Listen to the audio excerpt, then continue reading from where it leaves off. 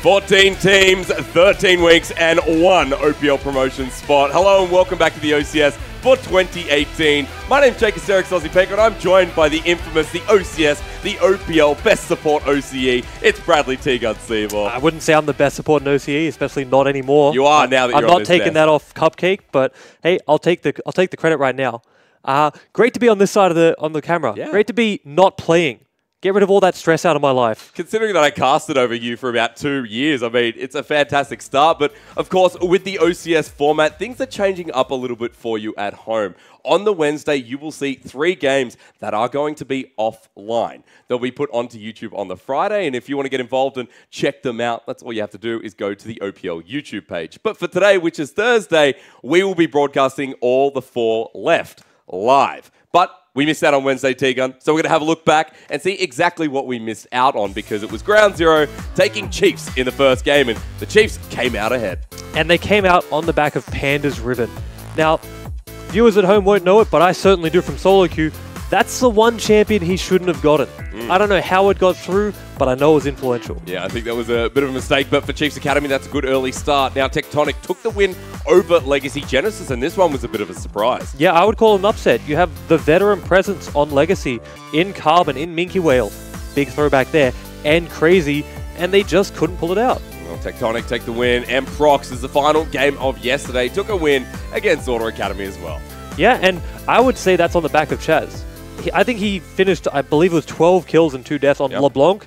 And when LeBlanc sat fed, the ADC is not having a good time. But we have to look at today's games, because there has been a bit of a delay, and now confirming there has been a forfeit by Avant Academy. So unfortunately, we won't get to see Crimson Gaming taking on them in the first matchup, but we've got plenty of games for you for the rest of OCS today. Anyway, it'll be Intuition taking on Bombers Academy as the second match, and T-Gun, the third one coming up. Yep, QUT Tigers taking on Darksided, and then to finish off the night, it'll be Dire Cubs taking on Mammoth, formerly known as Sin. And of course, to remind you again, Avant Academy did take a loss there because they had to forfeit in the first matchup. So we're now on to Intuition taking on Bombers. And for Intuition, this is a team that people are picking as first or second at a close result. I would say most people pick it as first. Yeah. They are, for what can be considered as a super team in the OCS, they are it. You have Fantix coming back from being in the OPL, both as a player and a coach, being widely regarded as, at a time, the best mid in the OPL, and now he's taken people under his wing. But we've got a strong bot lane in Bombers Academy, though. Bombers Academy has sprints. Yes. They're my friends. No, it's because you used to be in the bottom lane that you're like, oh, no one can beat. You're not wrong. I am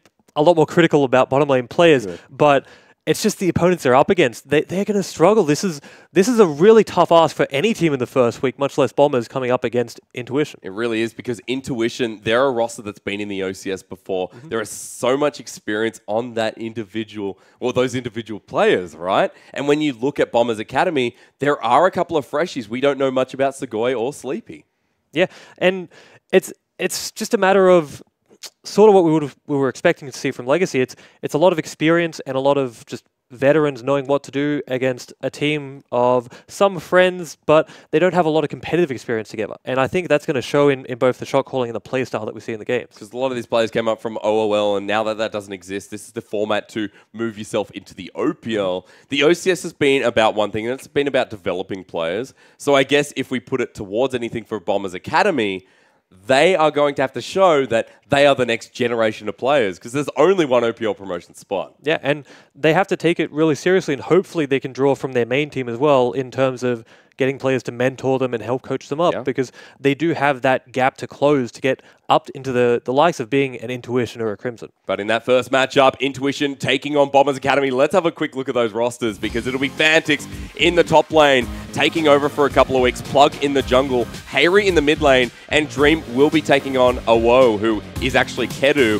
Aladoric in the bottom lane, and of course, that is Intuition. Yeah, and then on Bombers' side, you have Sugoi in the top lane, Sleepy in jungle, Christmas Trees in the mid lane, Sprentstama at ADC, and Iogus at support. Bit of OPL experience there, T-Gun. You got Christmas Trees, who was on the X5 roster, I believe. I know all about him. I think he's going to be a great credit to the team. He'll be able to just calm them down going into the game, because that's a big thing for new players, is getting really jittery and really nervous before games, and hopefully that'll really help them, at least in the early game against Intuition. Look, it is a big step, though, because with Christmas trees in the past, there's been that individual strength, but I see that with Hayri now. Hayri has been rolling through community tournaments. He has been rolling through OCS in the past, and now he's got a strong team behind him. I feel like this man can do anything. Yeah, and with Fantix behind him, and even in the same game as him, that's an incredible mentor to have. I mean, Christmas trees, I'm gonna talk him up. He's a good friend of mine, and I played with him, and I think he is up to the task, but it's a very, very hard task to ask for him. When you're playing with Christmas trees, give me a bit of insight here, because with Chris in the mid lane, I mean, he was previously an AD carry, not when you played with him especially, but was he easy to deal with? Was he the shot caller? I'm throwing you on the spot here a bit, aren't I? Well, no, it's easy to deal with like he's a prima donna. He's not like that, all right? He's a wonderful bloke, very communicative and very solid. You can rely on him to not intentionally feed your lane. So going in, I wouldn't expect him to really go down in lane. I think if Harry's going to outshine him, it'll be in the mid to late game where the communication and the teamwork becomes more of a factor than just individual skill. While I do agree, Harry's a great player. He's got potential for him is easily in the OPL. I think Chris will be able to hold his own and sort of fend for himself up until about the 15-20 minute So mark. where else does the challenge come on the map? Because with Christmas trees, I feel like that is probably going to be the strongest asset for Bombers Academy. So go and sleeping. The top side of the map is Fantix. Like, hello, ladies and gentlemen, let's reminisce. Chiefs Fantix, coach, absolute king in the mid lane. He used to play, and that was a Dywall's joke, he used to play the top lane. This is Fantix territory. Yeah, this is way back when. I actually played against him when he was playing top lane as well.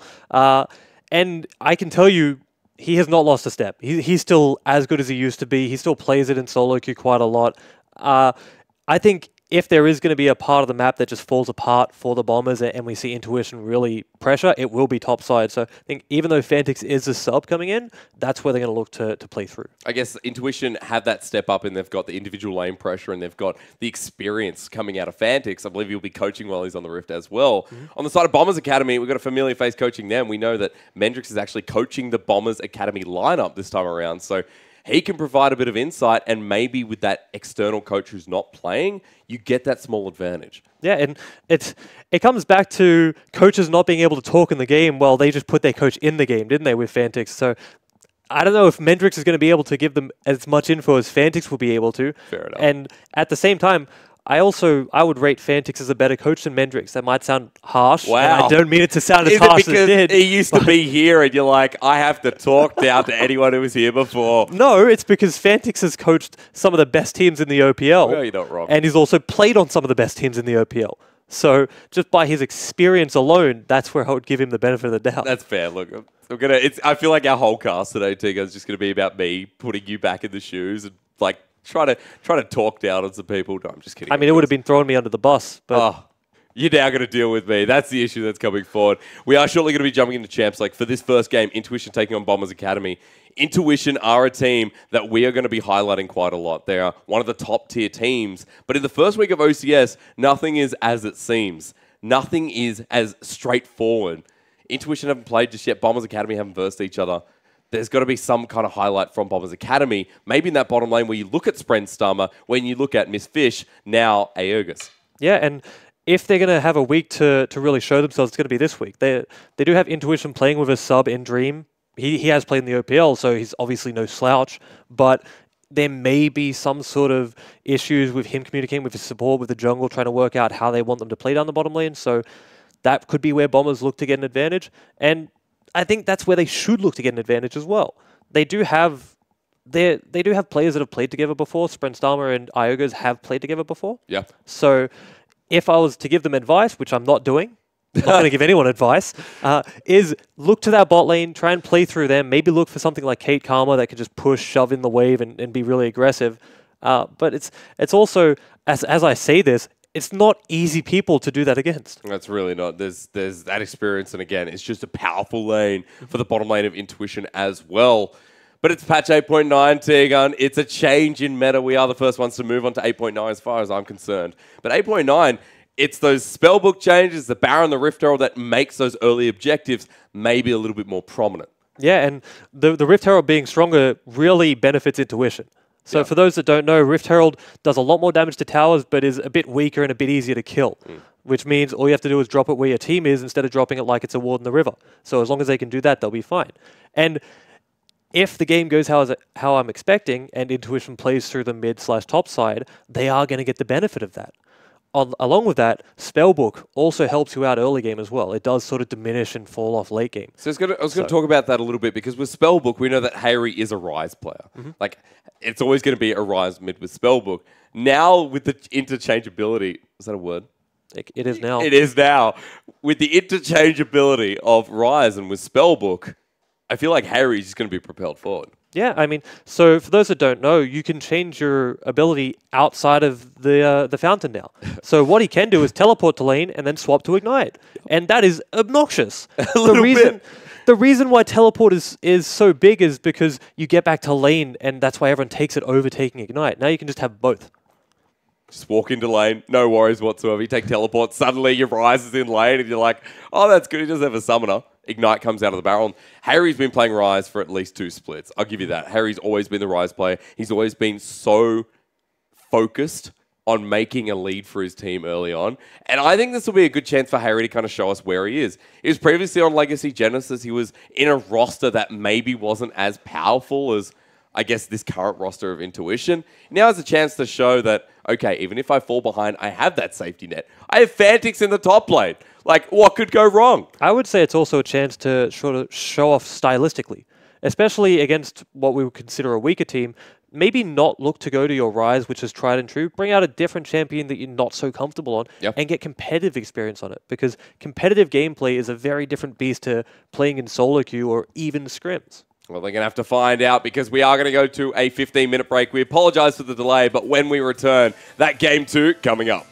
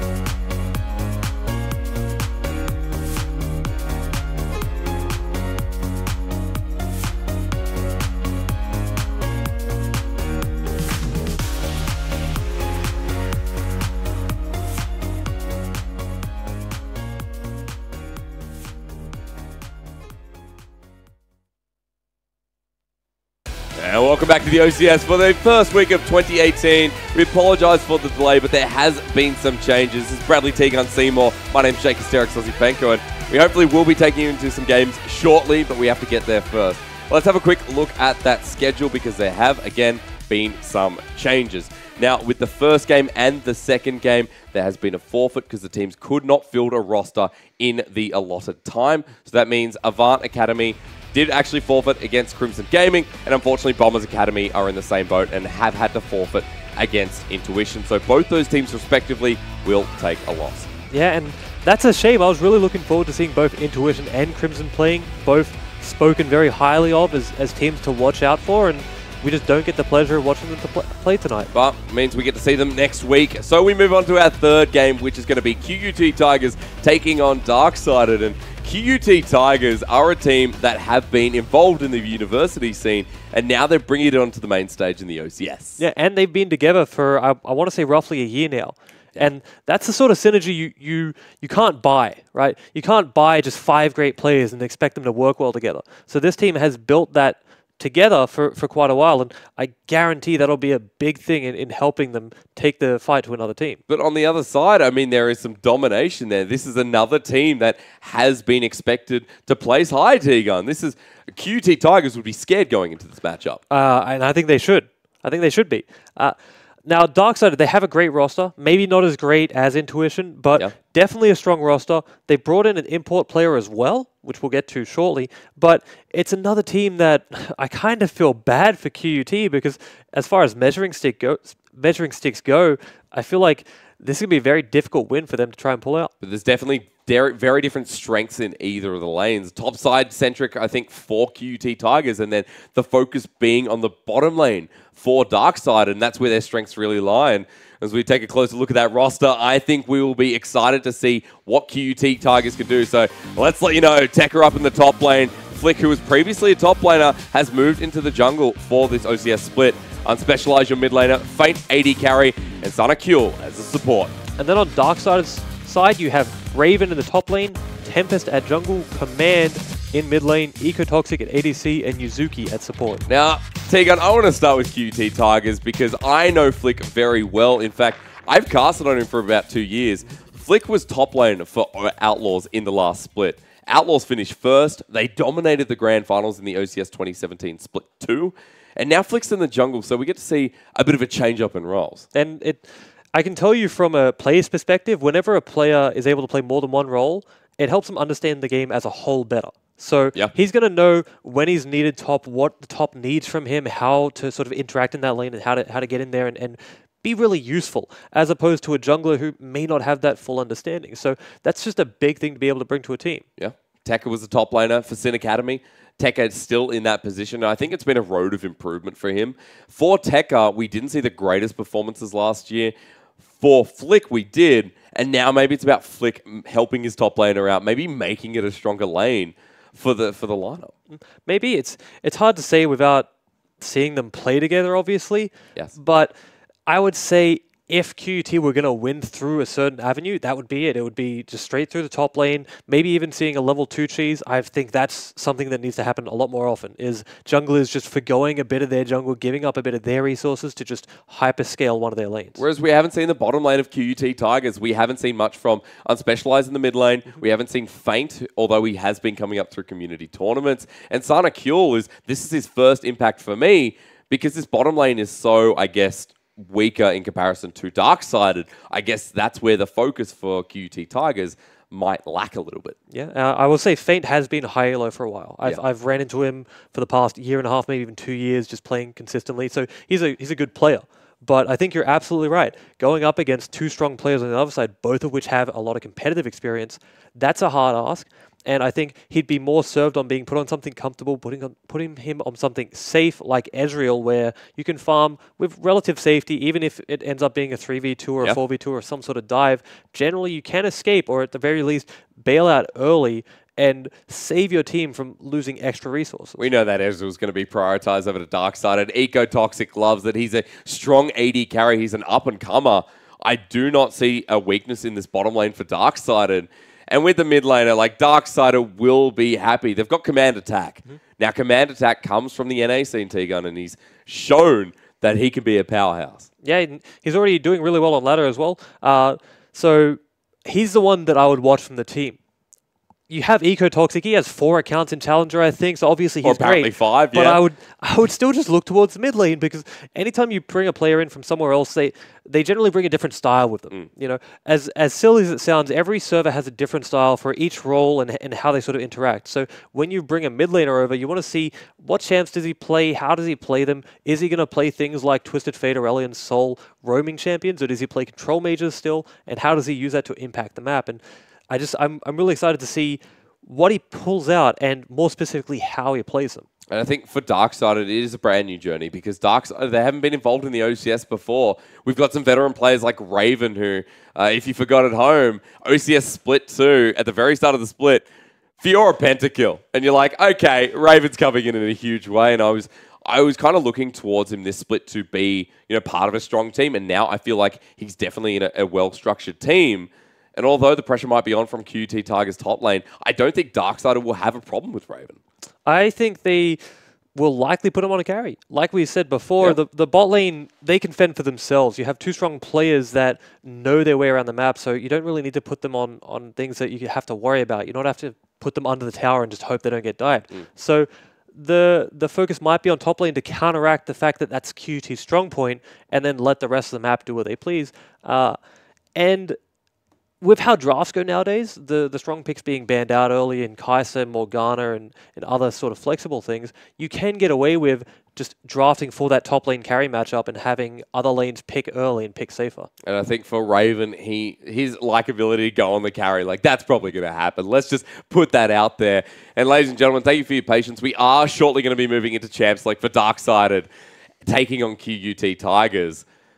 This is a team that can surprise us. It's probably going to be our closest matchup of the night, because we only have Dire Cubs and Mammoth Academy left to go. This is probably going to be the tightest matchup. I'd hope so. I think Me too. Expecting Mammoth and Dire Cubs to be really close would be a bit far-fetched. We'll get into it later, but Mammoth have really good former OPL players on their team. Oh, yeah. Obviously, that doesn't really keep it very safe. We saw that with Legacy dropping the game with 3 former OPL players. Yeah. But that's the expectation going into it. Well, we are into Champs League. Thanks so much for bearing with us. Our first game of the night, QT Tigers taking on Darksided. And this is going to define where everyone sees the OCS. We're in patch 8.9, and this is different from MSI. Yeah, and first ban straight away, Camille. Taking away Raven's possible carry picks. I think they were expecting the same thing you were, which is something like Fiora or something like Camille, where he can really influence the map. So it might be that same sort of story as they go along. Maybe they'll throw the second set of bans as well at him. But it sets the tone really early that that's where they're worried. So if Darksided then clue in on that and change their draft strategy, it'll probably end up in Darksided trying to aim for a stronger bot lane instead. Well, you can see already they've taken away the Vayne from Feint, and the Trundle will be the second ban, but for QT Tigers, they've got one more ban. Do they focus on Raven? You seem to think yes, and I would agree with you, T-Gun. They banned Caitlyn. That's not something So I feel like Darksided has to ban Kai'Sa unless they're fully expecting to be able to play against it and have some crazy counterpick plan. And with Caitlyn, one of the strongest ADCs gone, Rakan gone, which means you won't see as much priority on Xayah. I don't see that. So this should be Kai'Sa here.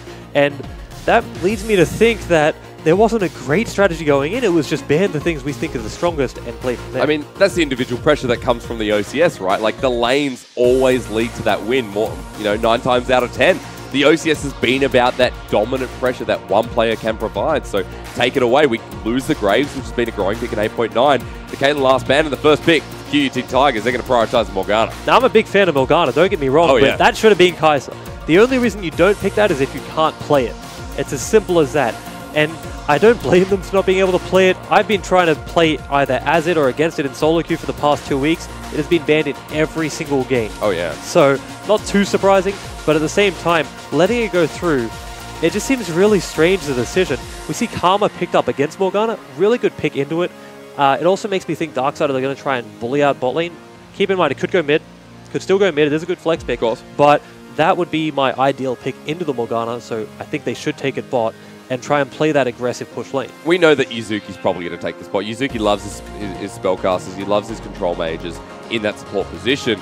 Yuzuki's been flexible in the past. They're going to pick up the Varus instead, and they leave the Kaiser open. Yeah, Varus, good for pushing, good for being aggressive. One of the better champions for being aggressive. Will struggle if they end up getting ganked. You have two champions without really great escapes. Obviously, Karma can mantra her shield and get them out really quickly, but I think if it does come down to it, if it comes down to ganks being influential, that's not a great lane to have. That being said, I am happy they picked it because it will allow them to show their skill, and if they do truly outskill their opponents, they will just push them down and take the tower early. I think it's interesting because we saw the Rakan ban from QUT Tigers. They picked the Xayah anyway. They do not care. With the priority on Morgana first pick, the Olaf is the final pick for Flick. Not a big fan of the Xayah pick yet. Not going to see Kai'Sa now unless she ends up in a weird lane. You're just disappointed you don't get to see Kai'Sa. I think we both are. I'm disappointed every solo queue game I don't get to see. You don't get to see, you don't get to experience with T-Gun. It's a comfort. Xayah's good into Varus, don't get me wrong. She does have that ability to poke at long range. It's just, it seems like such a strange draft plan to get rid of Rakan, to take Morgana early, and then fall back to Xayah. This is a pick we haven't seen in a while, and coming into 8.9, the gates are open. It's going to be a Rek'Sai for Tempest and for Darksided. This is the priority. With a pink comp continually building for QUT Tigers, I'm surprised we don't see the Sejuani, maybe even the J4 to build something up. I think maybe Darksided is just thinking about rounding out their own comp as opposed to countering QUT's comp. Yeah, okay. And while I'm not the biggest fan of Rek'Sai in this situation, I think there are better junglers left over that you can pick. Skarner is one that jumps to mind. Yeah. Even though you have Morgana to block out your ultimate, it takes a really good Morgana to be able to pick who you're going to flash ulti and still get the Black Shield off before it takes effect. And generally, you'll have more than one option. Obviously, right now, he only has one option to try an ulti, but with the mid laner still yet to be picked as well as the top laner potentially being a carry, it would have been there. Obviously, they opt for the Rek'Sai, so it's a little...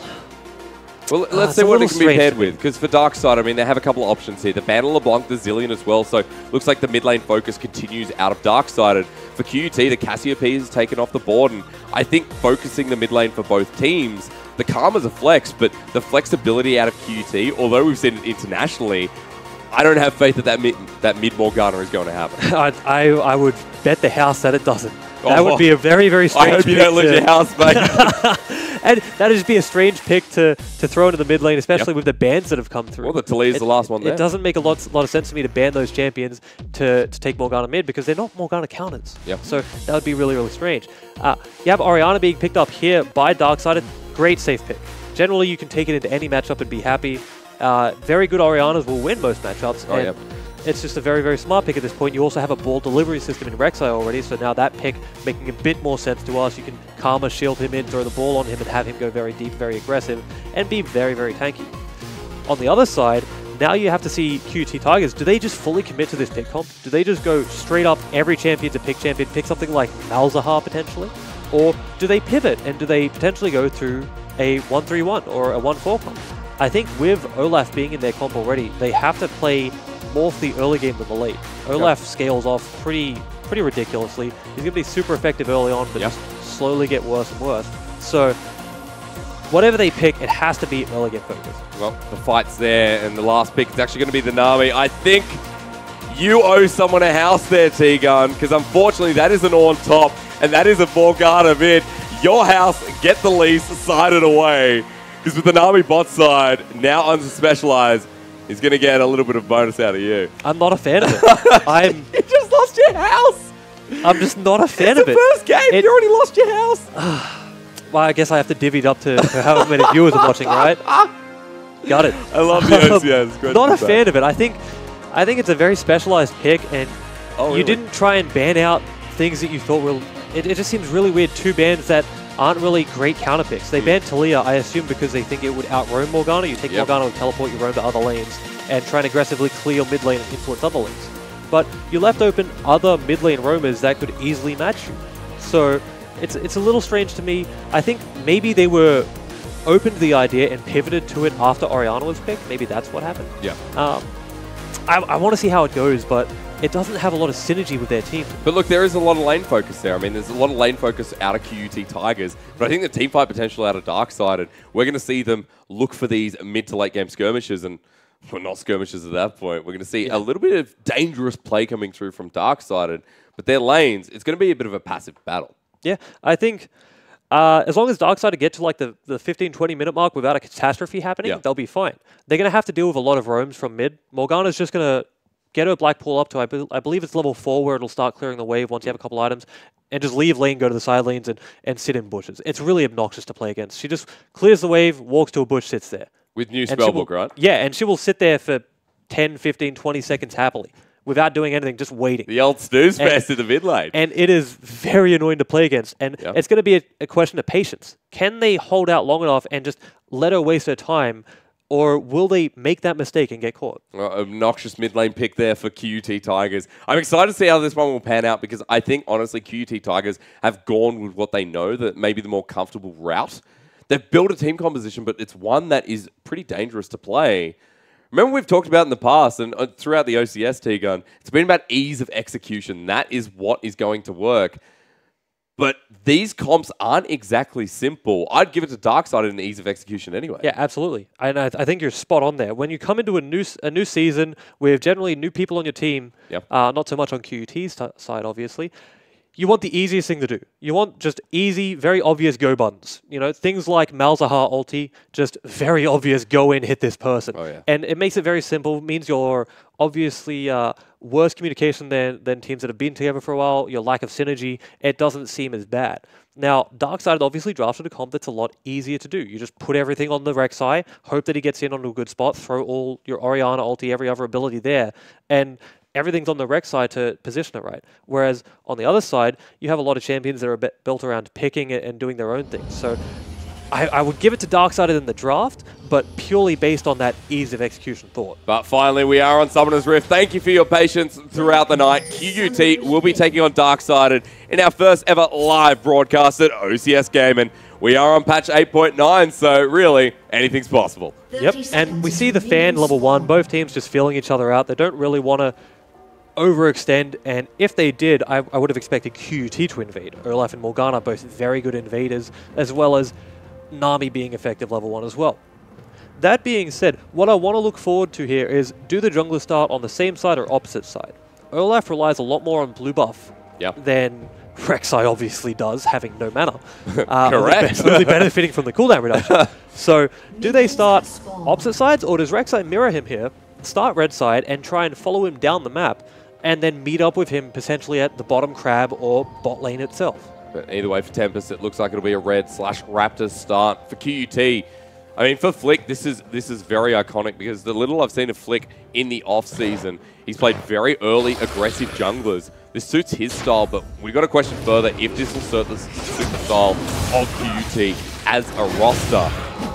Now, we haven't seen much out of Feint or Unspecialized. It's going to be a good early start. We'll get to see if the top side of the map is where they prioritize. Yeah. So we do see the same side start between Tempest and Flick, and I think that's very deliberate. Tempest pinging out that he started on blue, he's going to do that thing where the jungler just pings where he thinks he is, communicates to his team where he thinks that jungler is at all times. They'll now know that he'll likely be bot lane around 3 minutes or mid lane around 2 minutes 50, so both lanes will play with that expectation in mind. The question is, does Tempest try and appear where he thinks Olaf is and take that 3v3? Or does he go to the lane where he thinks he isn't and try and get the gank off? Well, matching clear for now. It's going to be Tempest walking towards that mid lane, go straight to the blue buff, and after that, we're going to have to keep our eyes peeled and see where the pressure lands first. But Unspecialized actually taking Summon Airy there as well. You'd expect maybe the versatility of an Unsealed Spellbook in 8.9, but so far, haven't got anyone who's taken it. Yeah. One thing I want to point out here is Darkseid are doing what I wanted them to do, which is picking the aggressive champions and just pushing in. Now, they do have to worry about that Olaf ending up there at this rate, but if they do get the ward out and try, which they already have, and just continue this pressure, by the time Olaf comes to the lane, they'll probably be able to 2v3 at this point with the health disadvantage QUT has. Well, he's done a bit of a full clear Flick, so now where? With all lanes pretty much pushing in. To be expected of Darkseid, the early lane pressure is always going to be there when you expect, you know, as Xayah, Nami, the sustain, it's fine, you can get pushed in. You're going to lose a bit of CS first, but for Darkseid, there's always going to be that, all right, 10, 15-minute mark, we want to make something happen, and if something's not happened by then, you're like, well, have we played our comp right? Yeah, and especially if something doesn't happen, you don't really mind because you just say to yourself, well, Olaf is going to be useless in about 10 minutes after that, so who really cares? Let's just keep doing what we're doing.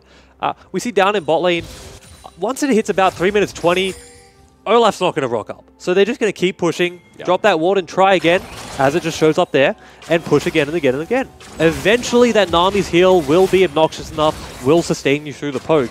But you're already seeing a CS disadvantage happen to Feint because of how hard it is to try and last hit everything under the tower. And we talked about this, Flick actually finally poking his head in, but he's going to get converged on. Command has gotten the information, and Flick walks the way out. The Prey Seeker with a bit of extra damage, and that binding will not land, but QUT getting some vision control nice and early. That was a little risky there by Flick. If Darkseid had collapsed a little bit earlier, we might have seen him burn the flash. So, good timing by him. I'm going to go back in. It's because he knows he wins the 1v1. Olaf in 1v1s is pretty much second to none. The lower his health gets, the harder he is to burst, because he's going to do more damage. So he's using that to his advantage and just trying to be obnoxious, trying to waste Tempest's time and take the focus off any lanes that Tempest could show up in. First early start in the vision control up towards that top side of the map. You can see initially now Darksided know where Flick's point of entry is, and they're not going to be going back there anytime soon. That's Flick.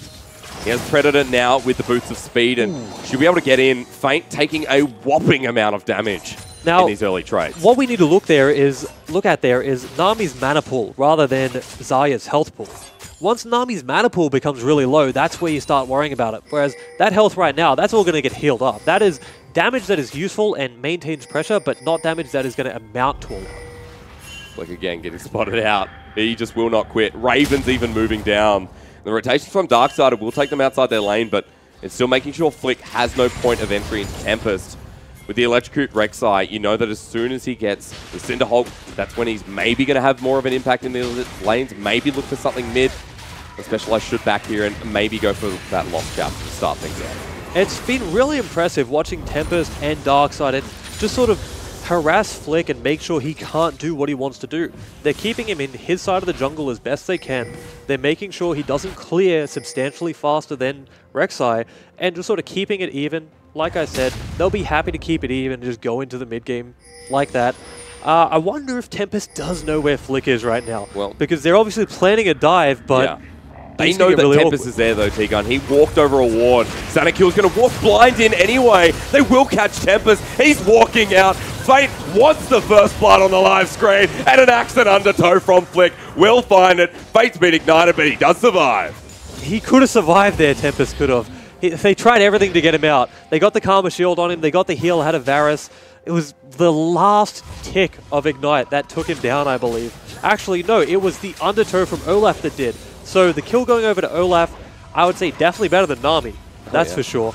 And that's going to make it harder for Darksided to do what they were doing, which was harassing Flick and making sure he couldn't go in, take the 1v1s in the jungle, or steal CS from the other side. But it's that priority over vision control that Darksided was so fluent in the top side of the map. They didn't even think down the bottom side of the map. It was walking over that ward from Tempest that led to that play from QUT. So that was controlled, that was calm. It was very precise from Flick. Now with that first kill, he goes back. Bammy Cinder in the pocket with Skirmisher's Smite as well. It's a good early start from QUT, and it's one they desperately needed to get themselves off the ground. Yep, absolutely spot on. And now I think we're going to see Olaf, especially now that he's level 6 and does have Ragnarok available, probably try and run down into one of the lanes and just go in deep. If I had to guess, it would be mid lane. You have that Morgana flash in, with Black Shield on herself, there's no way that Orianna's getting out. It doesn't matter that she has Cleanse and Flash. You have an Ragnarok, Olaf, and Morgana harassing you to slow you down. You will be dying unless Tempest is there to counter gank. And even then, I'm not so sure they'd win that 2v2. Flick, it's been so, I guess it's a flashback for me because with Flick, he was always the one to either get first blood or get first blooded. And for Flick, when it's the latter, you're like, maybe you should have made the move. But this game is very different. This is the first time that we see him in the OCS on jungle. And so far, so good. He's a bit up on Tempest and CS, and it's going to be that level 6, like you said, the Ragnarok, that is going to make a difference when Unspecialized gets in the fight. But it is the when, because right now they're trying to get positioned down the bottom side of the map, and Unspecialized, he's not doing any damage yet. More of the utility mid-mage, and more about when Flick can get on top of command. I think what's going to be really, really important is where does Shen use his ulti? And does he get to go through the channel? Does he finish the channel or does Ornn stop it? I think he's probably going to end up in the bot lane if anywhere else. I don't think that he should be using it defensively. unless the jungler's also there to help. So what I want to see from Darksided to sort of rectify this early mistake is go bot again. Get the Rek'Sai in, get him to go as far forward as he can, have the Shen on top of him early instead of using the Shen ult reactively, and try and get maybe a 4, even a 5-man dive if you get the Orianna to right roam down there, and just punish this lane, get the tower early, and start taking objectives. Well, asking you shall receive, T-Gun. Tempest was down the bottom lane. He'll finally back, as he was sitting on a control ward.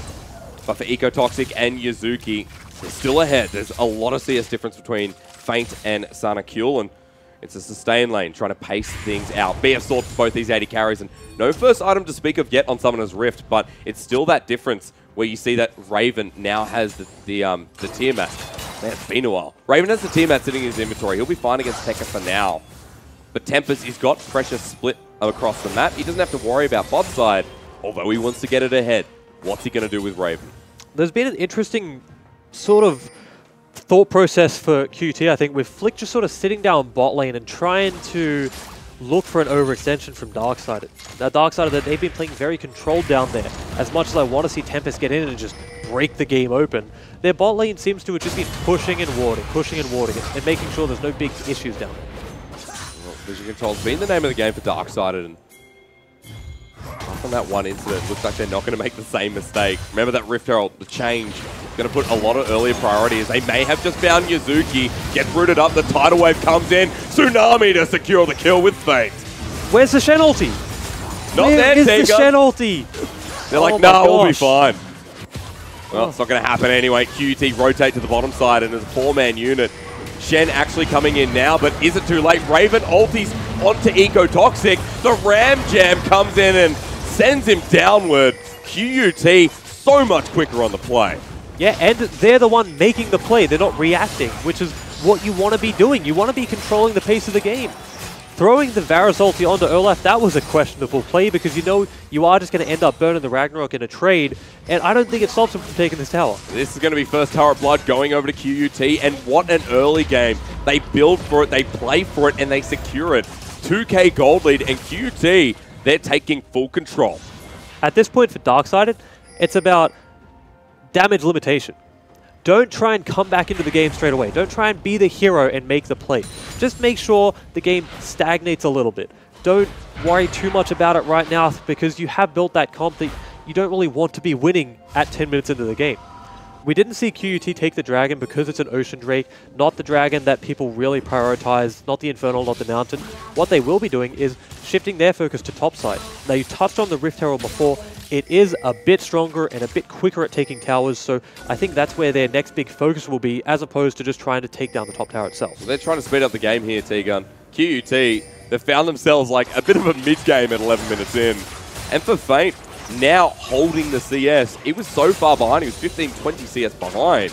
The bottom lane for QUT wasn't something we were focusing on, but for now, Ecotoxic and Yuzuki, they're just feeling the sting of a QUT early game. Yeah, coming in, we thought Darksided's bot lane were going to be the bot lane to watch. We thought they were going to really take control, and it sort of looked like they were. Oh, no. It sort of looked like they were, but not so much. Not good, T-Gun. Unspecialized. There's going to be the shockwave. Flick comes back in. The Torch Flash.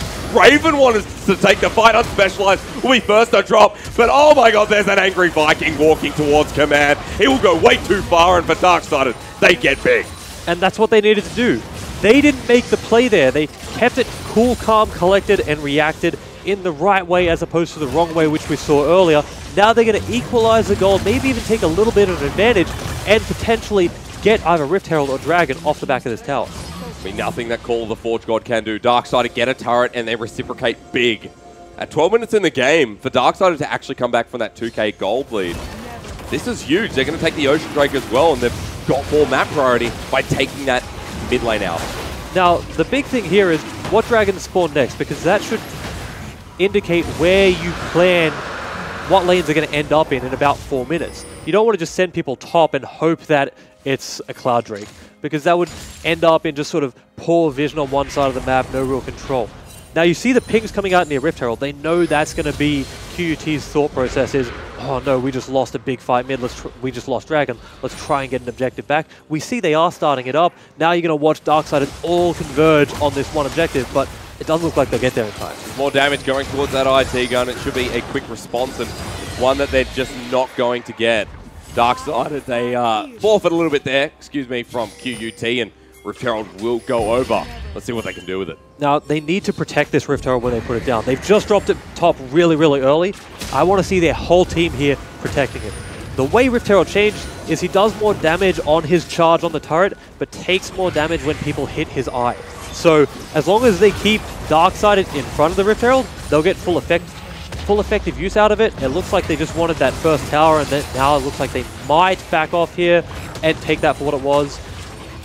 Overall, a good use, but could have been a little bit better. I don't know if they needed to use that Rift Herald when they did. But I guess there is a bottom wave pushing up that's going to get some damage on the turret. Mid wave is at a standstill, and the Rift Herald's still up there.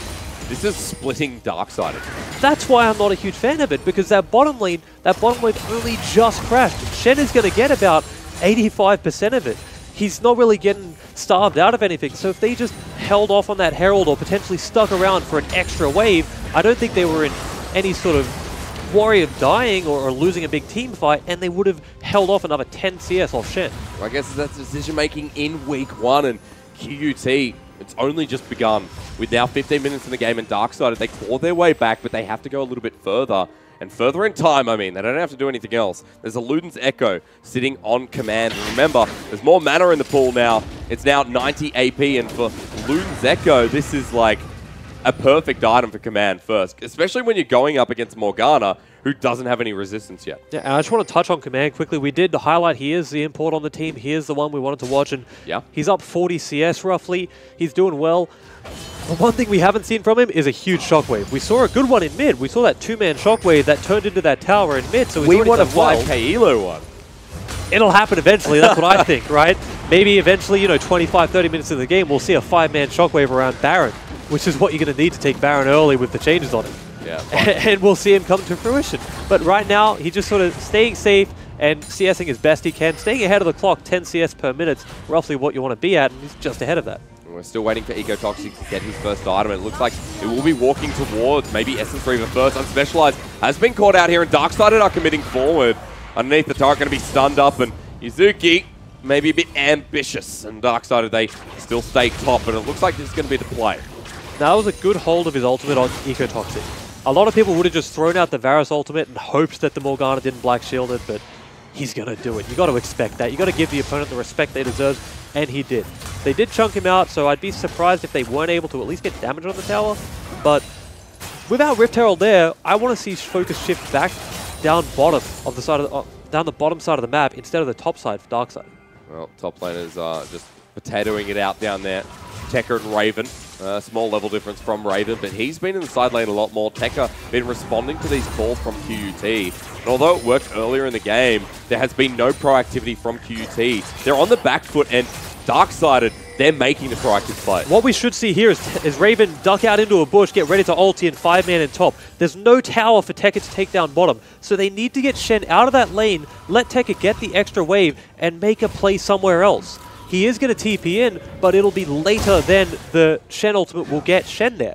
They're not doing it. They backed. They planned that, and it looked like that's what they were aiming for, but they didn't pull the trigger for one reason or another, and now they're just stuck in this side lane where Raven's never going to be able to hit this tower. Tekka doesn't care that they're sitting there doing nothing, and they're not getting anything out of this long lane on that top laner. It feels like everything's come to a standstill here in the first game of the night. Still looking at command, still 40 CS ahead. There are great moments for Darksiders, and again, they just have to sit back. There is nothing they really need to force right now. Well, one thing I want to highlight is we said, how do you plan for the Dragon coming in the future? Their duo lane is still up top. Varus and Calm are still on the top side of the map. They're not going to have that vision control down there that we see QUT taking, Olaf, Nami, and Xayah all on the bottom side. So they're going to be conceding this Dragon, and they're committing to it. They got 3 people on the top lane already. The question is, do they also lose a tower with this, with how they're setting up? It feels like they might lose a life with Raven. He's now in danger as Flicker's walking down. This will be the top lane outer taken for Darksiders, and they take the gold lead, but Raven's still on the chase as Flick's not going to do any damage, so I guess no life, but What can they do with the wave? What can they do with the dragon? And what can they do with the jungle presence? Now I think Darksiders are going to get back in time for the dragon because there was no answer to those 3 people top. They just sort of let it happen, took a bit of passive vision. We can see all the wards down at the bottom side of the map for them, but didn't get anything tangible. Didn't get damage on a tower, didn't get any summoners out of Shen, didn't get anything out of Orianna in the mid lane. So while I did appreciate and like the fact that they were setting up bot lane early, they didn't get anything out of it yet. All they get is the ability to see where Darksiders are coming from and prepare what they're going to do in advance. Because Darksiders, as you said, they're now here ready and waiting. QUT going for the Death Brush. This is going to be spotted out by Yuzuki. Everyone rotating up, and an instant fight as Tekka misses the engage. Darksiders are forced out, but for how long? And one thing I want to highlight there is Morgana wasn't there initially. That's your main pick. She needs to be with the team earlier than arriving right as the fight's about to start. Well, Horn now sounded. We'll only find one. That's onto Raven. QUT not finding the engage. A big shockwave right in the middle and into the backline. A ballsy Rek'Sai will meet his end. It's a 1-for-1, but on the back, Darksiders are dangerously low. QT running away. Command, he was coming from NA to shed some blood, and he'll do it in style. He'll walk forward. He'll find a double with Darksiders getting pretty much the ace. That's everything you expect from an import coming in trying to show off who he is. He took command of that team fight, taking your job and making bad puns. That shockwave, it couldn't have been much better.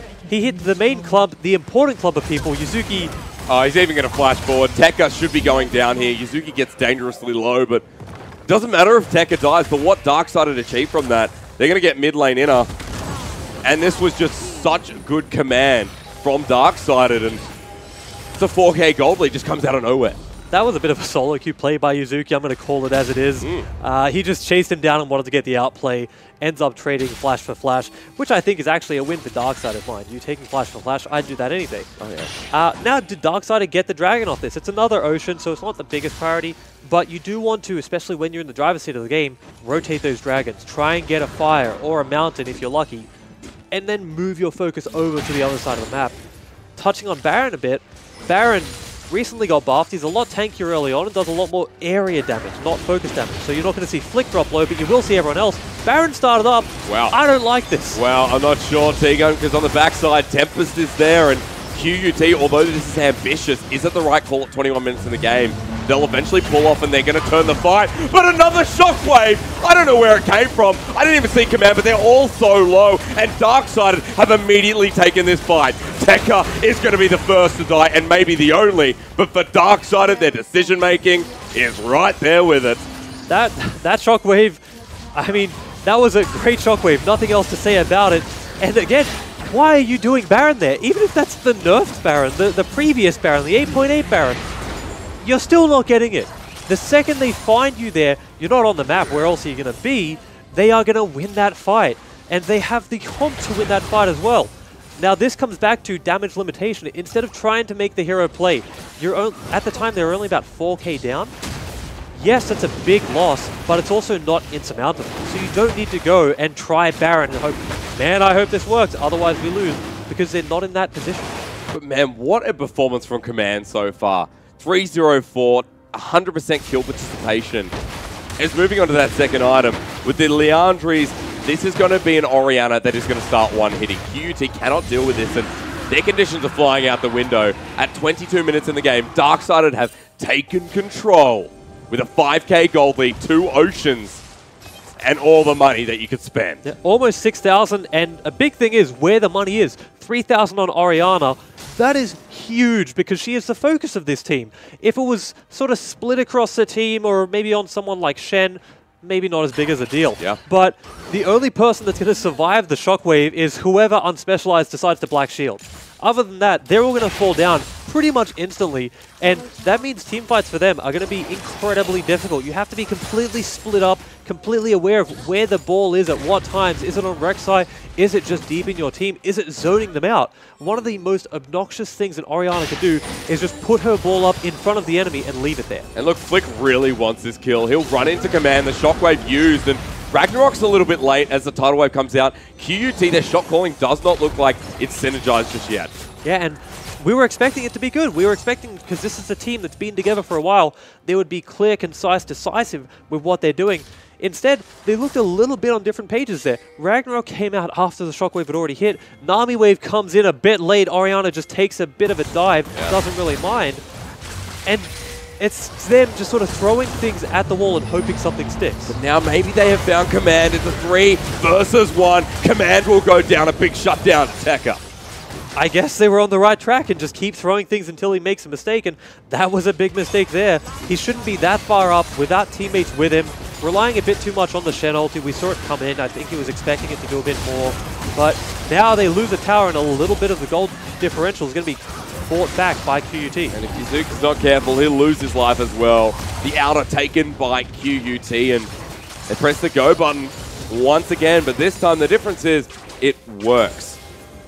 That is a huge moment for QUT. They've taken down Command, and as Command comes back up, this is when Darksider will look to fight, but maybe for QUT, this gives breathing room to get wards in the river and maybe more Baron control. And one of the big things there is Shen ulti didn't help, and he also didn't get any damage in the side lane. Yep. He was uncontested down there for a while. He was about to bring a wave into the tower, but once his ultimate got cancelled, Morgana was able to meet him down there and stop him from doing anything else. So not only did they win the mid lane turret, they also won the side lane game as well. That's huge because for Darksider, the map pressure is going to make the biggest difference. It's only one game. You only verse QUT once for Darksider, and likewise for QUT. You have to make sure you get as many wins as possible with 14 teams in the OCS for this long 13-week split. You cannot afford to start off with a loss, and that's why this first week is so important to cementing where you're going to sit at the OCS. I think it's for both teams as well. Now, QUT, a lot of people were not expecting a lot from them, so if they were able to take a win off Darksider really early on, that would set a really, really good tone for them heading into the later stages of the OCS, heading into potentially the tournament bracket at the end of it. Well, they might have found Command again. The tidal wave now flashed away. It's going to bring in Fate with the Shockwave, and Tegan says that's a so-so Shockwave, and I definitely agree with that. But they found Command again. The cleanse will get him out for Darksider. Will they re-engage this fight? Now, I think they do win if they're able to re-engage here. The question is, do they get in properly? Whoa! Flash forward by Eco Toxic. Remember that Flick does not have the Ragnarok, and yep. You got to pay respect to that Nami bubble. Welcome back. That was spot on right there. Pretty much solved any issue of the re-engage. They're going to use Yuzuki to try and take down Tekka. He flashes away. The rest of Darksider converging in on this position, but they won't find the kill. Darksider still trying to make something happen. Now, in the mid lane here, that's a great flash. You know he doesn't have flash. He had to flash ulti earlier. He has heal, so how's he going to survive this one? Specialized gets the root down, and Flick takes it with an undertow. That wasn't necessary by Flick, but added a bit of style onto it. Well, now, what do they take off this? Do they try and sit in mid lane and take it down? Because I think they can. Or do they potentially go back to Baron? I hope they don't. But they've shown they're willing to take risks like that to try and get ahead. Pick potential from QUT has made a massive difference here in this first game. The Darksider, they're going to be aware because there is a vision trail leading up towards that Baron. Next Dragon's going to come in a minute 30, so this is going to be where the focus is for the time being. For QUT, this game's been about denying vision away because Darksider, they've been making sure those rivers are always lit up. They've always got information about where QUT are going to play next. And with 2-item Morgana, with 2-item Feint on the Xayah, I think this is the point where Darksider say, look, if we get caught out and we don't have the vision controls that's switching around to QUT, then that's when QUT can find their avenue back into this game. Yeah. And speaking of that vision control, one thing I want to point out is pink wards on every person on QUT. They were on 4 people. Someone just dropped theirs on Darksider, now only on 3. Both teams finding it paramount to keep fighting for that vision, which is something really respectable for new teams coming in. A lot of teams struggle with this even after they've been together for 3, 4, 5, 6 months. And you have both of these rookie teams coming in, making sure that's their big goal. I would say maybe it shouldn't be so focused around Baron, but at least they are getting it out there and fighting for it, because let's say QUT do go down to Dragon right now, Darksider would be able to rush towards Baron and try and force the issue.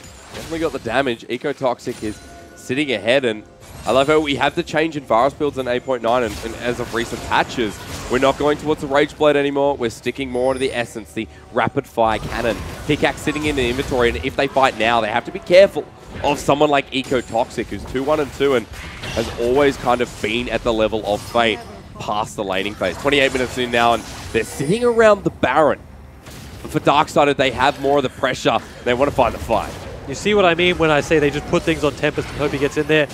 Ragnarok, I don't think that was very necessary. If they blow things on you like the Orianna ulti that he was probably worried about, you're kind of happy because they're throwing it on a tank instead of the Xayah or the Nami.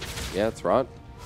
But Flick, no Ragnarok, so Darksided, that means it's probably going to be a free dragon going over. That is a triple Ocean Drake to a composition that can engage, disengage, and re-engage. Like, look at them. They can all step back and say, yep, that's fine. Let's go for it again. Now the dragon's being taken, but QUT, can they rush this down in time?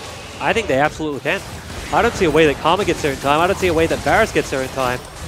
They're not doing that much damage, but they should be able to, if they want to, focus it down. Well, it's a 7,000 and QUT. They pull off the Baron. Raven sitting in the brush, and he's going to be the first line of entry, but Darksided choose not to go in this time.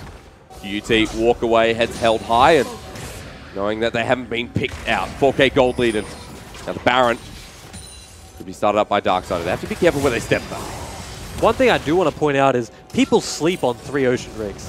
When you have 3 Ocean Drakes, anytime a fight is coming really close, and we've seen these fights be a lot skirmishy and people running away on low health, you regen that health so quickly. So it's pretty important to pay attention to that. If you're QUT, you have to take very committed engagements. Remember that Flick actually has the Ragnarok back up and available. And QUT, they feel like this is the right call to go for. Darksided never picked up that triple Ocean. They came to the Baron instead, and I think that's good decision making. In the OCS, that's where it counts. For QUT, they'll get scuttled, they'll regain control. Tidal Wave, it's incoming. Tempest, the Ornhorn's coming as well, but they'll turn it in onto Command and QUT. Those are 2 big ultimates. Now, not up and available. They feel pressured to do this because Shen is down in bot lane. He just caught a big wave. He's now going to bring that wave in bot lane, and now Darksided with priority mid. It's going to be really difficult for QUT to hold without those 2 big ultimates. Well, Flick is going to try and clear the wave, and that's the one bonus that QUT have is with the mid Morgana. Waves aren't going to stand much of a chance. Darksided up 5,000 gold, and now maybe the Ocean Drake's still not prioritized. They're going to leave it and let it turn into an Elder afterwards. Raven's in the bottom lane. The rest of QUT are coming forward, but with Demolish, this turret should fall. Now if I'm Darksided, that Ocean Dragon becomes even more of a priority. The earlier you get Elder, the better if you're in control of a game. So maybe we'll see them bounce to that instead of Baron or something else after they finish this siege in mid lane. QUT, it's been a long road for them in this game 1. You feel like you've been watching them for a while, T-Gun, because in this game 1, QUT, they've had their moments, their strides forward. They keep trying to hit this Baron. They're not going to get off this Baron anytime soon. Like, Darksided are like, hey, we're going to drop about 10 wards around because they're probably going to go for it soon. And QUT, they sit around. Flick now going for the pick on Eco Toxic. He won't land the undertow, and that's going to be the end of it. I think it's a decent idea to keep forcing around Baron, because anytime you're around Baron, Darksided can't take that Drake and do what I said, which is turn it into Elder Dragon. I'm not a fan of them starting it up yet again. Number 4. They have to know that Darksided has clued in. They're committing. This time it's the teleport from Tekka, and it's going to be 5 members on the Baron, but Raven goes in with a flash taunt. The Ragnarok, the Tidal Wave will hit everyone. Tempest is getting low, and on the backside, this is actually not too good, as QUT will only find 1 knockup. Tekka walking forward, Raven too far forward, and Darksided lose their top laner. They overcommitted. They went too deep. They went so far that the Ori ball couldn't follow them. It was just stranded, sitting there in the front line of QUT, and Command doesn't want to pull the trigger on them. He's still got Shockwave available, Tekka, the one to walk forward, and I think for QUT, maybe the individual decision-making versus Darksided's macro to be questioned. With Command no Shockwave and still up and available, not pulling the trigger for Darksided, hasn't it given them an availability? I think it has. Now, they might get the tower here, but even if they do, I'm still not a big fan of it. And they don't, because Flick is able to come in so quickly that even if it was just him and Nami there, they were scary enough to force Darksided off it. Yeah. Raven, touching back on that Baron fight, he went for it all. He went for the E-Flash taunt on 4 people, only managed to grab 2 of them, and that's why it didn't work out. He was trying to do that hero thing where you go in and turn the tide, and it was just a little bit of an overreach. You don't need to do that. And now QUT, number 5, back on it again. Number 5, QUT aren't going to stop, won't stop. And sitting around the Baron, Ornhorn back up again, this time a double man knockup. What can Tekka do with it? With the stand united onto Tempest. Eco-toxic damage on the backside. Command hasn't used Shockwave just yet. He's waiting for them to step forward. Tekka has to retreat. And for Darksided, there it is. It's pulled too early. Fate almost gets sniped, but Fate will pick up the kill. And Darksided walk too far forward. The trade on Tekka won't even find its mark. Eco-toxic has to 1v5, but the dream is dead. A triple kill for Fate. And QUT 6 times the charm. Is it though? Tempest is still alive. He does have Smite. I don't know why he threw that ward down so early. Junglers are pretty good at guesstimating how much health Baron has, but I feel like he has to go for this. They're all so low. Yeah, and they're taking that extra damage, that extra AoE damage from Baron. He's going in. He's got the mark. He jumps in too early. The Smite comes in, and Baron will be secured at the cost of 1 life. Baron takes down Nami as a last stand, but Baron buff on 4 members of QUT, and again, Darksided overcommit. They chase too far forward where Orianna isn't able to get the ball on the backline, doesn't have a member to guide it through onto the important targets. We did see the ultimate come down onto the Xayah, which didn't hit because Xayah reactively ulted.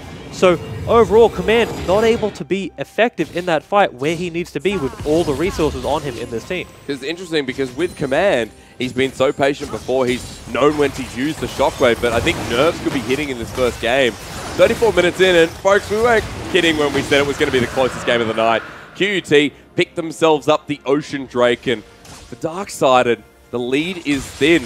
It's a decision-making for QUT because by all rights, this composition, yes, it will scale partially, but not as you know, inclusive as the Darksided lineup. Now, I want to talk about scaling here for a second because anytime you hear people talk about scaling or outscaling an opponent, you're also expecting everyone to play a certain way. You're expecting people to play not perfectly, but pretty damn well.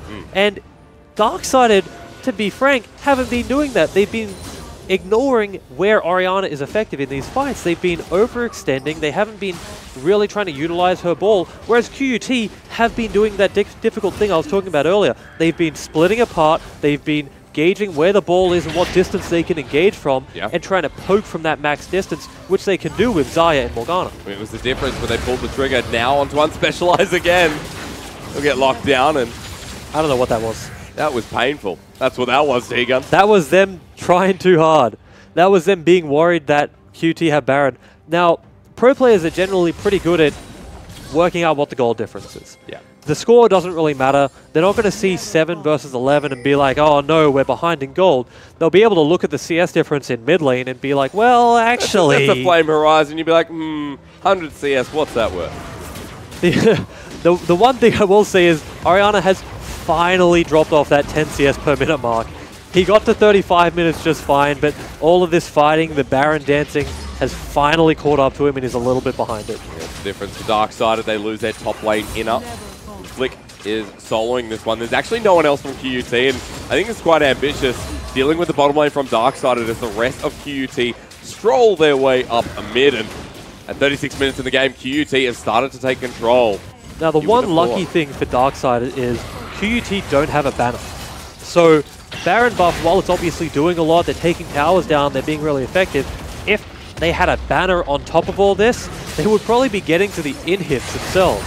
So, Darksided are going to have to look to pull the trigger like they've been trying to, but hopefully get it done effectively. Otherwise, QUT will look to close out the game in the next 3 minutes. Well, I don't think we should sell it short for QUT. These banned up minions are doing enough work. There's going to be Eco-Toxic to snipe them out, but for QUT, they've taken down all of the inner turrets and only inhibitors left standing. Gold doesn't really matter at this point. We're still building up items, but it's progressing forward. Inhibitor turret goes down, and Flick is looking for a fight. Now, we can see what I said before with Command trying to put that ball forward really, really far in, preferably on these steps here as QUT trying to siege up to zone out the enemy. Yeah. The problem is it's just not enough. It's not getting forward enough. It's not threatening enough to stop QUT from hitting the tower. Well, there's going to be another one going down. The inhibitor hasn't broken just yet, but they found a pick. Flick is inside the base. Darksided, where did it go wrong? They're trying to get onto the good foot, but they just can't get a break. Flick still far forward, and Darksided probably will lose an inhibitor here. That inhibitor turret only just standing. Yeah, it looks like Darksided don't want to fight. As I say that, Rek'Sai and Shen both go in. Well, Raven jumped in immediately, but not going to find anything. Darksided still. They'll get the ult out of Flick, so that's one good thing. You have the Ragnarok from Flick, but at this point in the game, the cooldown's just so large. Tekka's being caught out, and I don't think you're going to be able to take him down. No damage coming out of Darksided. That was an interesting tidal wave that came through. It was a zoning tidal wave. We'll call it that. We'll give him the benefit of the doubt. He's been playing pretty damn well. He's earned it. But what we have to look for here is, without that tidal wave, they still have engage tools. They still have Tekka's ultimate. They still have Morgana's bind to look for if they're trying to force the issue even more. Well, the difference for Darksided in this first game has been decision making. It's come down to this as they walk into the base. Inhibitor under threat, and QUT, the engage from Tempest. They'll go in onto Unspecialized. The knockup will be there. The Ornhorn knocks it back, and Darksided have just bitten off more than they can chew. As Tekka will be first in, flicked off the side, and QUT, they'll find one at the cost of nothing. The fight hasn't even ended. Let me finish, says Command, but you will not get your time. Stand United, not good enough, and QUT, they walk in confidently in game one, and they take them to the charge. I was singing the praises of Command and his ability to put the Orianna ball where it needed to be, but Feint has been just going off in these fights with his feather usage, getting them out and pulling them back in right as it needs to happen. Raven trying his best to defend, but his best is not good enough here. QUT continue to clean house, and Feint has been an absolute monster in this game. QUT now onto the Nexus, and there is nothing Darksided can do. They'll hit it away, they'll chip it, and they'll start OCS week one with a win and look damn strong against Darksided. I tell you what, I was not expecting that. I really wasn't. I don't think any of us were. With how well Command was playing in the early game, doing so much work, it sort of shrouded me from seeing Feint doing so well and Unspecialized also being really influential on the Morgana, which I did sort of talk down at the start of the game. Well, because we talked about the Morgana mid and what was it going to add to the composition for QUT. And I think we were both like, well, maybe not as much as an Orianna, but it came through to that decision-making. Although QUT started the Baron 5-6 times, it was still decision-making. It seemed like it worked, right? The Black Shield was really effective in stopping that Rek'Sai from getting in and picking someone apart. The bindings were really good as well, not only in stopping people from engaging, but also picking people for QUT to then chain CC on. We saw bind into Nami bubble a lot of the times. We also saw a few times it would be bind into either Ornn ultimate or Ornn himself going in and knocking them up. So they were doing really well with the tools they had, whereas Darksided, they did well early, but they forgot what their sort of playstyle should have been. I think forgetting the win condition as well, like what is our team setting out to do, as you said. And the difference for Darksided there came down to decision-making, but also those fights were like, where are we going to put our control? We waited for Command to use the Shockwave. If it didn't hit, QT were in. It was like, okay, we've just expended a lot, and we've got nothing out of it. Yeah, and that's what they were doing every fight after they realized Command is everything on this team. Yeah. He's doing all the damage, he's doing all the work, just dodge the Shockwave. And that's a lot easier said than done, let me tell you. It was. But they were doing work. Xayah was really, really aggressive. Feint did really well to just react to the ulti. He would happily go forward, let the ball be placed near him, and then react with the Xayah ulti as soon as he saw the wind-up, which is the mark of a good player and a good ADC. Staying alive is one thing, but being alive and doing damage and being aggressive while doing it is another, and it was really, really good to see that from him all game. Well, we'll look forward to more from Darksided, but we'll give a congratulations where it's due to QUT Tigers to coming out of the barrel strong. However, for our last game of today, we have Dire Cubs taking on Mammoth Academy. We're going to have a 5-minute break, and when we return, that coming up next.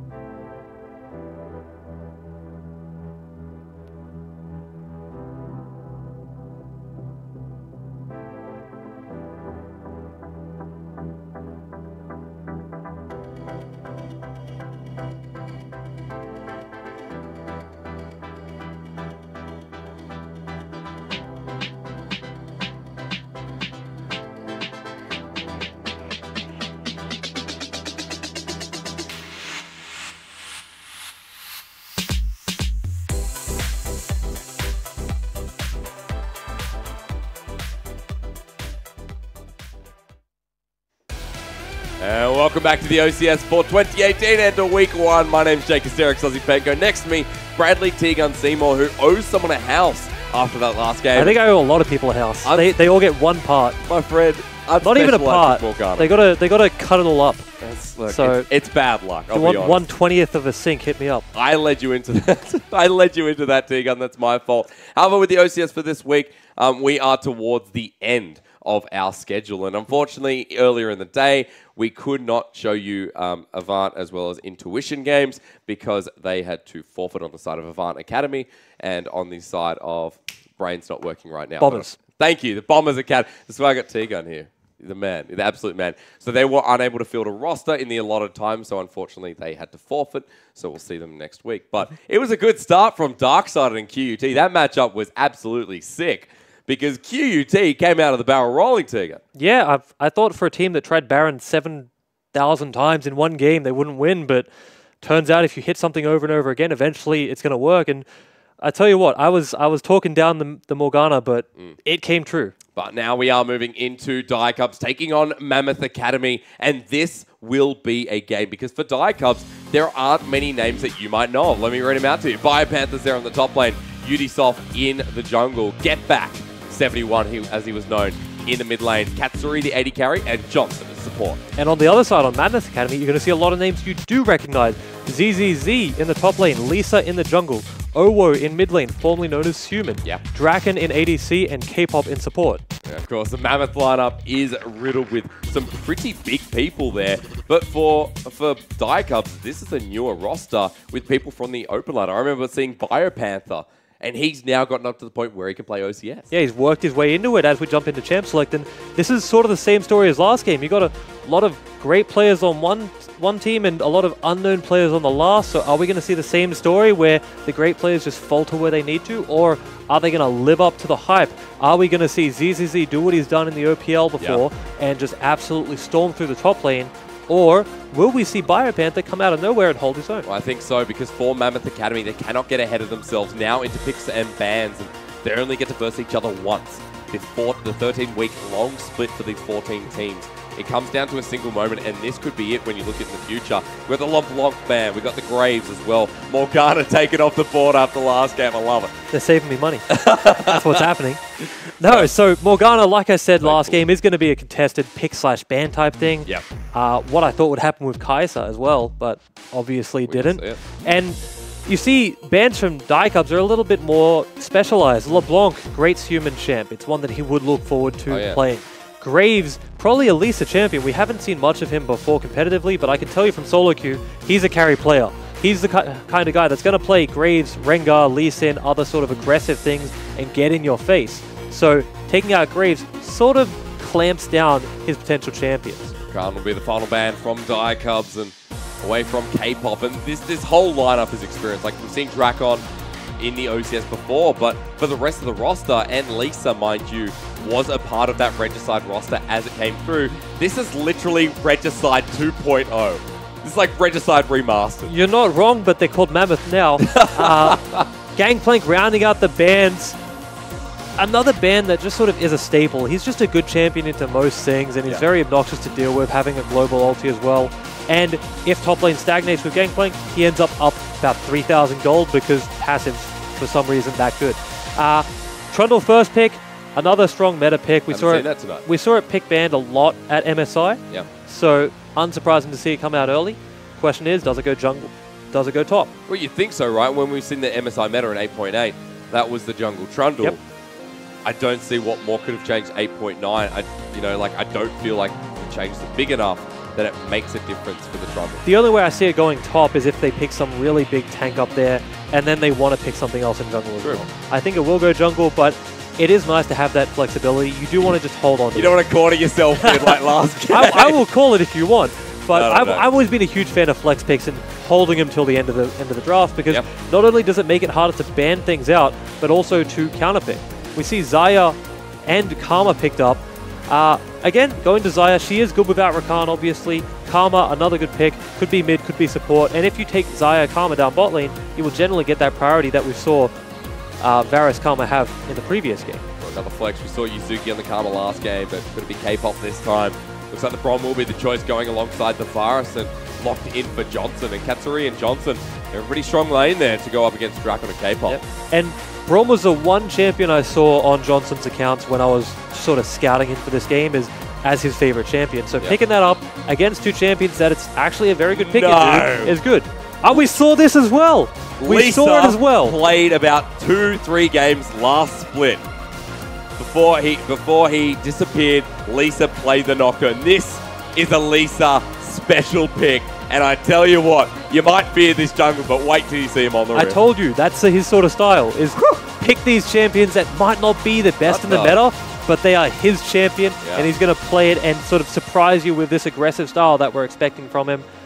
Touching back on the bot lanes, I do like the Braum pickup. It's already countering Xayah, Karma, and going to help them sustain through that lane where you might expect Draken and K-pop to sort of push and pressure. Now it's not going to be so easy. Well, the Vladimir's banned away by Mammoth Academy, and that is a human pick as well. So let's see where OWO goes this time around. I think this team, because it's so synergized, because it's had OPL experience together, this is going to be a struggle for Dire Cubs. They have not had that same experience. They could struggle under the macro play. So for Mammoth Academy, do they go for an easier to execute comp? Cassiopeia is taken away in Rise. Doesn't look like there's any tanks off the board. Now, we say so many things are a Suman pick already, or an OWO pick now, because he has a deep champion pool. There are still, off the top of my head, probably about 3 champions, Victor, Orianna, and let's say, for the sake of argument, TF here, because TF Nocturne would be obnoxious to play, Ahri as well, and potentially Syndra. He has a very, very deep champion pool and can go to so many things, whereas Rookie might not have that same ability to play so many champions at a top-tier level. So I would love to see Syndra personally, especially with the new changes to how her orbs work, but I think if Mammoth really value it, instead of valuing ZZZ's top counter pick, they'll take top here, and they do in Fiora, and gives Human that counter pick now that they've clamped down on the mid lane. Isn't that confidence though? Picking Fiora when you don't know where that tunnel's going to be. He wants to take the matchup into Biopanther, and that's what he's going to have to do here. So let's see how Dire Cubs react, because for Biopanther in the past, he's been mainly a tank top lane player.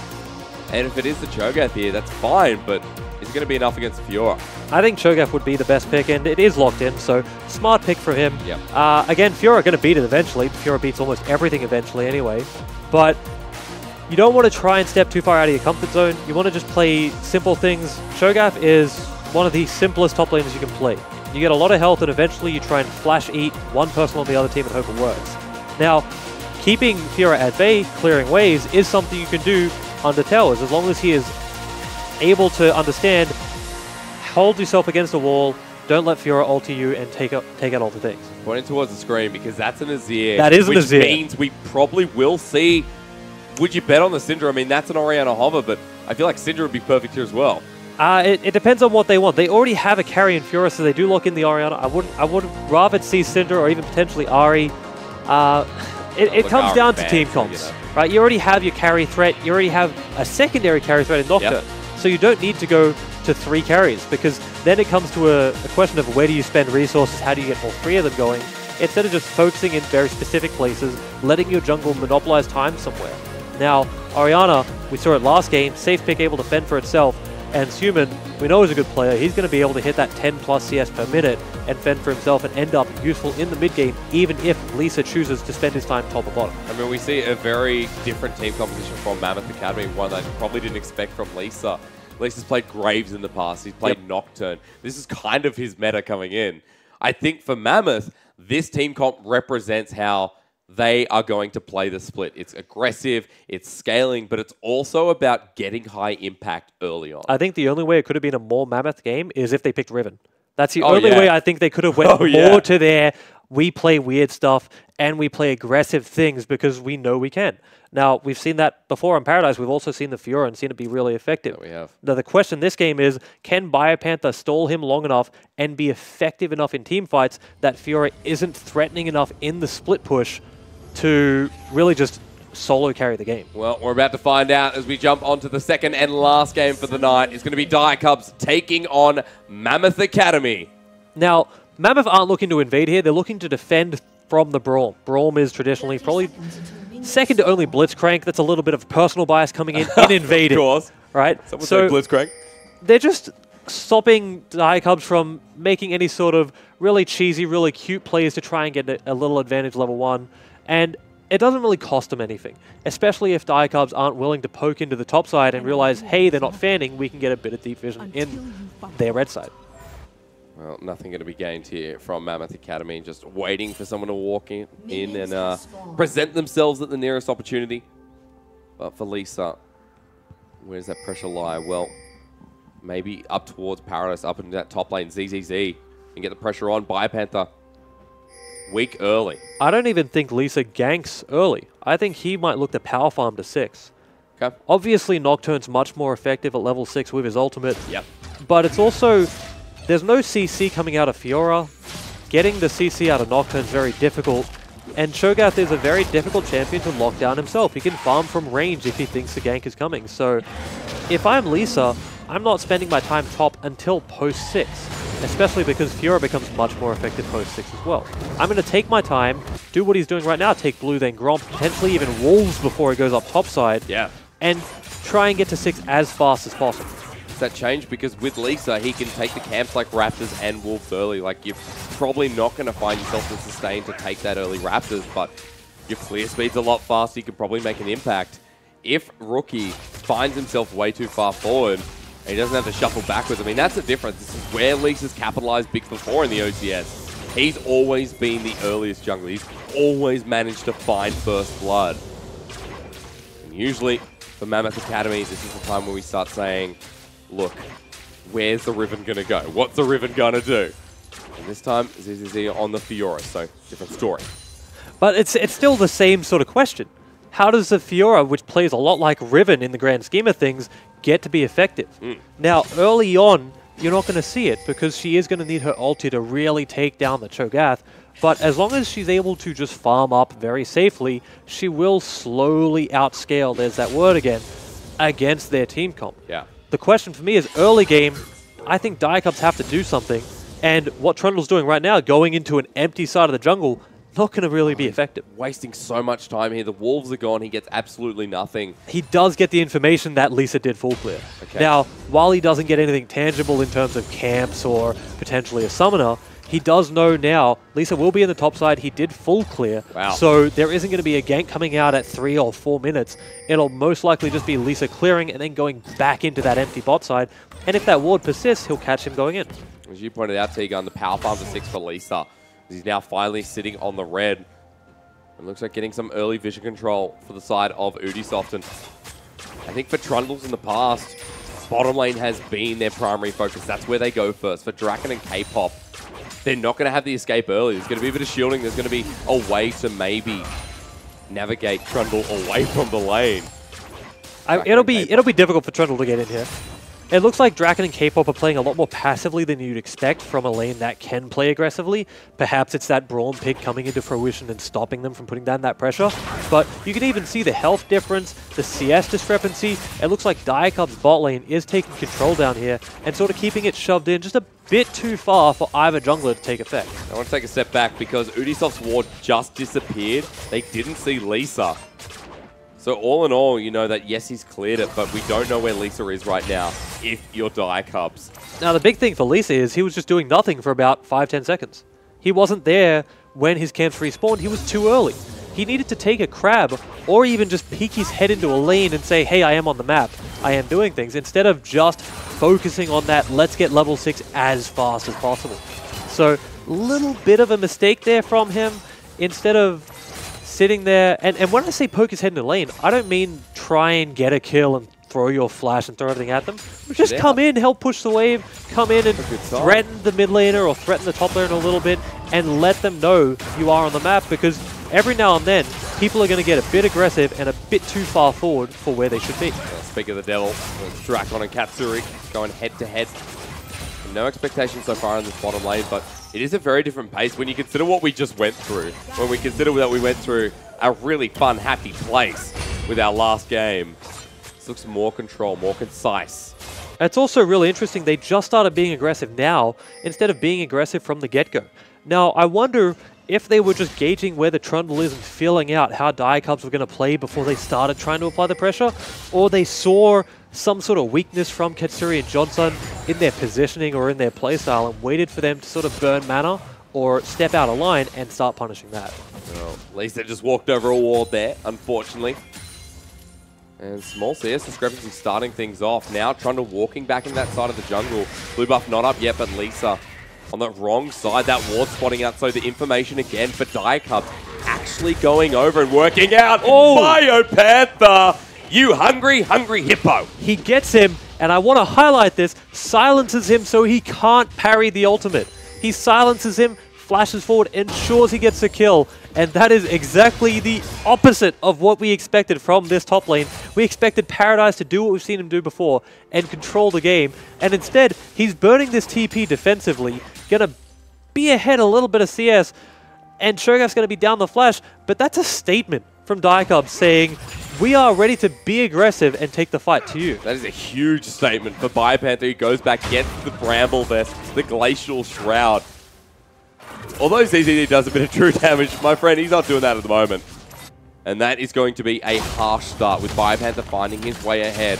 But Diacubs, that's the early advantage. You said it yourself, T-Gun. They need to make sure they can get something out of this top lane, or at least the top side of the map. The worrying thing is the next 3 to 4 minutes are going to be really important for the top lane. He doesn't have Flash. Nocturne is now 6, so's Fiora. They are going to try and punish this Cho'Gath without Flash. I guarantee it, because if they don't, he is going to be able to go head-to-head against Fiora for the next roughly 15 minutes, and that's not what Mammoth wants. No, because Lisa will be sitting up in the top side and maybe can change something about it. But at the moment, not good for ZZZ. He walks on down, and I think it's going to be Udisoft taking this next blue one already over to the rookie. Unless he was the one to pick that up, unless my eyes deceive me. But a 1k gold lead for Diacubs to kick things off. And I have to say, surprises again tonight in the OCS, where it's not always the names. It's more about how they play the game. It's about how you play competitive. It doesn't matter how good you are in solo queue and scrims. If you can't perform on the day when it counts, no one cares. Until you get the results, it doesn't matter. And we've really expected Mammoth to come out strong. But Lisa's farmed to 6 and he hasn't ulted yet. ZZZ goes down in a 1v1 versus a player that you said was in the OOL and wasn't really known for quite a while. So you're seeing the veterans falter where you'd expect them to be strong. Now, do we call that the rookies being overconfident and it paying off? Or is that the veterans underestimating their opponents? Well, I think it's great decision-making from Biopanther. He knew that ZZZ used the riposte and did not have anything. Sorry, the parry, I should say. And that's just going to be a big start for the top laner in Biopanther. Now, transitioning that. You got a Bammy Cinder on Udisoft, getting into that Cinder Hog, but it's a change in Lisa. He now has the ultimate. He's now going to be looking for blood. And you got to bet that he will look towards the top side of the map. Yeah, you'd hope so, but he's had this ultimate for a little bit now and still hasn't looked like he's going to get it off. And he's not out farming Udisoft either. They're maintaining roughly the same CS and the same effectiveness across the map, which isn't really a lot of effectiveness. So he really does need to look for that opportunity. I can understand him being trepidatious with the ultimate. It does have a long cooldown. If you do mess it up, you feel like you've lost a lot of pressure on the map. And just being able to use it and just having it off cooldown is threatening for the other team. But at the end of the day, you do have to convert it into something else besides pressure. I think for Lisa as well, this is his chance. This is his split. He didn't get to play much of 2017. He joined the Regicide roster early, and he just was not able to play past the 2-week mark. Now, he was a huge Graves player. He was a really, really big jungler. Sorry, play up to the semi-final position is when he kind of left the roster. He was always on the carry junglers. And for Mammoth, this is where it's going to have to come through, because Udisoft is on the Trundle. He's on a pick that wide known has been a pick or a ban, and a priority jungler in 8.8 and 8.9. Now you see him perched up here in mid lane. He's trying to wait for Rookie to overextend, but it's really hard to catch Nazir. Oh, no, apparently not with the darkness coming through. Remember, Streamer Shuffle is still there. The Shockwave brings him back, and Rookie sends him all the way back. Uses the heal and flashlight. Lisa survives. That was Rookie being greedy. He had flash before that fear went off and says to himself, I can survive this. Use your flash early. Don't try and hold it, or else you're going to end up in this situation where you blow both summoners, don't get the return kill, and die yourself. Now, Lisa finally got that ultimate off. He gets paid off with it, gets the kill, gets more pressure relieved from mid lane because Suman was falling down a little bit. Grand challenge here on Biopanther. One last hit. He sits against the wall. Biopanther. Here comes the nom. But he has the flash. Doesn't follow it up. Doesn't have the feast available. Maybe that's why Tiga. I think he might have still been able to get the kill without feast. ZZZ's so low, if he flashes forward, he does have to rely on his ability to hit a skill shot with both his Q and W down. He's going to have to rely on, hopefully, his Q's up in time to snipe him. But regardless of that, he did the right thing. He stayed stuck against that wall, so the Grand Challenge was never going to finish. And just forces ZZZ away, wins the trade, and now his team's going to benefit from that. If he backs and teleports to this, and ZZZ follows him, Cho'Gath's going to be way more effective than Fiora. Well, they're not going to challenge the Cloud Drake and that in and out of combat movement speed. It's going to come forward.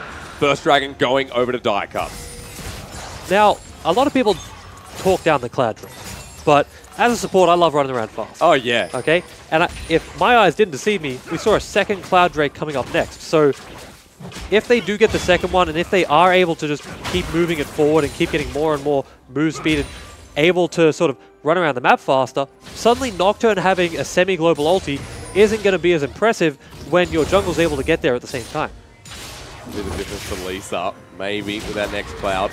ZZZ not having the greatest time in lane. At least he's been able to catch up, but that Bramble Vest against the Fiora this early on, it just hurts so much. Yeah, the Bramble Vest, the Tabi, it's just... Fiora does have true damage, but it's not going to show up right now. It's going to show up later in the game, so that Cho'Gath's going to start bullying him around.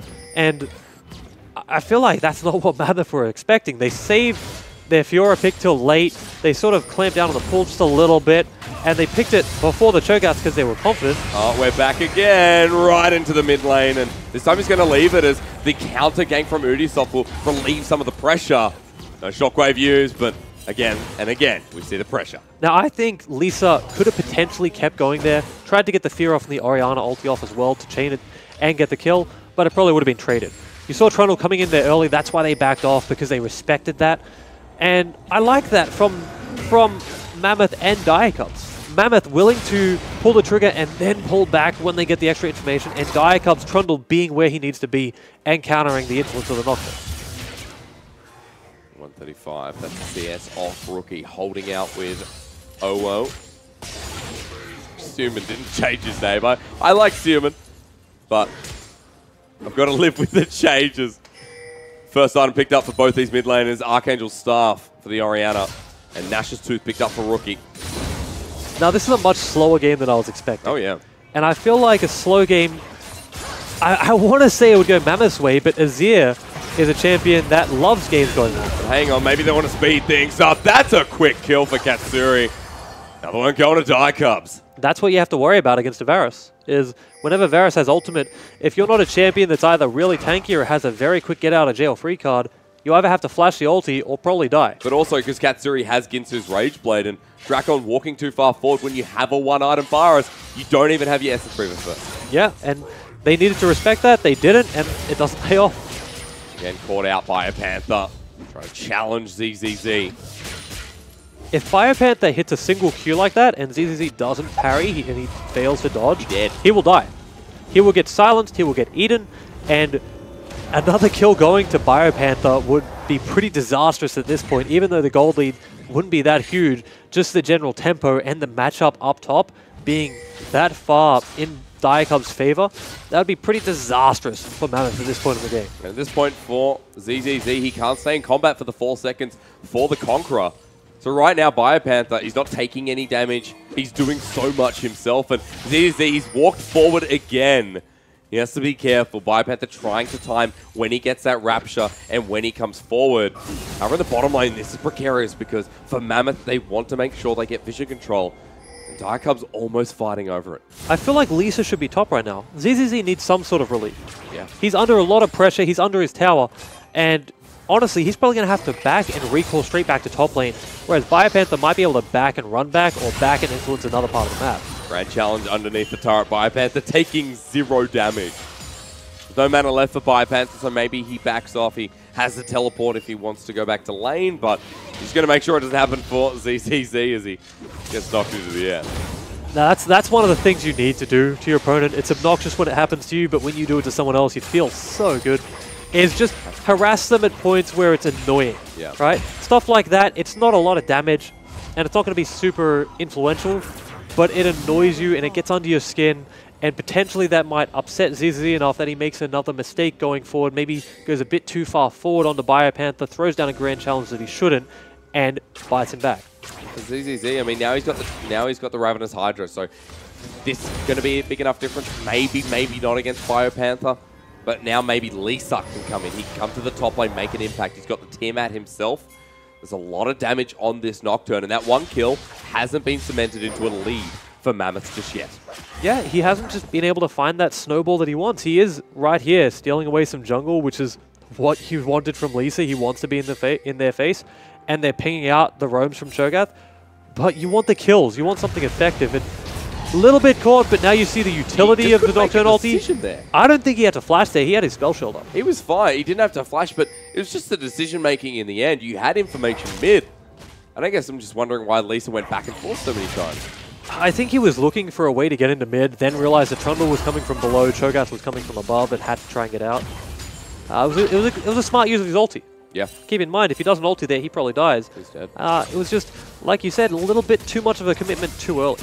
So for Mammoth, in this game, in the week one, I should say, it's just these split-second decisions that are kind of affecting them right now. Still 1-0-0 on Lisa. He's level 11. He has level 2 ultimate now. So the range is massively increased. The game's still going slow, and for Diacubs, like you said, they've got the Azir. They're happy to pace this one out a little bit extra. And when you have a Cho'Gath that's had such a successful laning phase against Fiora, there seems to be nothing that, at the moment, Mammoth can provide to this game. It's looking favorable for Diacubs with the next Cloud up and available. Now, while we say it's looking favorable for them, we do have to acknowledge Mammoth has players that have played in the OPL that have the veteran presence that are going to probably be better in mid and late game scenarios. Yeah. So even though Azir is scaling and they feel comfortable, are they going to be able to make the decisions they need to make at 20 minutes, at 25 minutes, at 30 minutes? Are they going to be able to bait Baron properly? Are they going to be able to call the team fights they need to? Or are Mammoth just sort of riding out the storm right now to get to that position? Well, there's a 1k gold lead from Diacubs, and now for Mammoth, making a decision comes split. This turret will be the first one to fall. Mammoth finally making a good call here to cement everything. Rookie under the turret has to shove them back. With the Emperor's Divide, Rookie getting out slightly, but he'll get the turret response. Now, I think that's worth it. It is a summoner spell, which is a pretty big investment, but once you take down that tower, you open up the map a bit, you can start roaming. That might benefit Nocturne more than anyone else, mind you, but you do want to get out of lane eventually and start trying to take down the outer ring. Angry again is Biopanther. CCC! What just happened there, ladies and gentlemen? Anytime he hits that knock-up, he is able to kill. He didn't even have to layer the silence after it. I don't know if he threw it before, but that knock-up gets hit, he is going to kill you from about half health. And Biopanther, very impressive first game from him so far. Oh, I saw that one coming. I thought, no, we're going to have a parry, but Biopanther, his second kill, and it nets them with a top lane turret. Just as soon as Mammoth make this split-second decision to, okay, let's rotate to the bottom lane, they're now in trouble again. The ultimate from Lisa. Why has he gone in? A big mistake as Diacubs get a freebie. They walk forward onto OO, and this is going to be another one. It goes to the Azir, and it goes to Diacubs. And that should be Herald. They should be on Herald right now. I don't know why they're going for mid-tower. I guess you can get mid-tower and go Herald after if you're being a little greedy, but apparently not. Baron's about to spawn. And I think they could have got Herald before Baron spawned if they were all on it. So, little bit of a shame. Perhaps that's that sort of synergy and that experience, or lack thereof, showing. But still, turret is worth it. Big fight for them, big victory for them. And can they convert that into the mid-game? Are they going to go do the Baron dance that we saw in the previous game? Or are they going to continue to try and find picks like the one on the Orianna we just saw there? Lisa went in trying to save his buddy, save Owo, but it just turns out to both of them dying instead. But it's coming off the back of this top lane. Biopanther has challenged Mammoth right where it hurts. They rely on ZZZ. He's the carry top laner. He is part of the strength for this Mammoth lineup. And sure, Draken and K-pop, they've been around before, but you don't look at them and say the bottom lane's the strongest. And again, ZZZ should not be here. He's going to get silenced, not even knocked up, but Biopanther walking forward. The grand challenge. Can he do this? You got to say, I'm so hungry, says Biopanther. He flashes and fills his belly. I thought ZZZ was fine once he got the grand challenge off, but apparently not. Apparently Cho'Gath's just going to win anyway. Nope. And this is looking very, very difficult for Mammoth now, because that Fiora, I don't know if he's ever going to be able to beat this Cho'Gath in the side lane at this point. Remember I talked about at the start, I said, look, Biopanther is one to watch. I said that he's the most notable name of Dire Cubs. And I said this for good reason. They're now 4,000 gold ahead of Mammoth. Are sure favorites in the OCS for this split. Top 4 at least. I'd say top 2 in someone's list. This has been a really good start in how to Dire Cubs progress forward. They've got 2 clouds, it's 21 minutes in the game, and they're about to break all of the outers. Well, after this, they need to look for the Baron and whatever the next dragon is. It doesn't matter which one it is. It could be another cloud. They need to look for it. Oh, wants to take the challenge on the rookie. He's getting centered in, and the ult come through. Lisa has overstepped the mark, or has he? Still trying to challenge forward. Lisa in so much trouble. Udisoft walks again, and Owo hasn't used the shockwave just yet. Everyone will get out, but it was a close call for Lisa.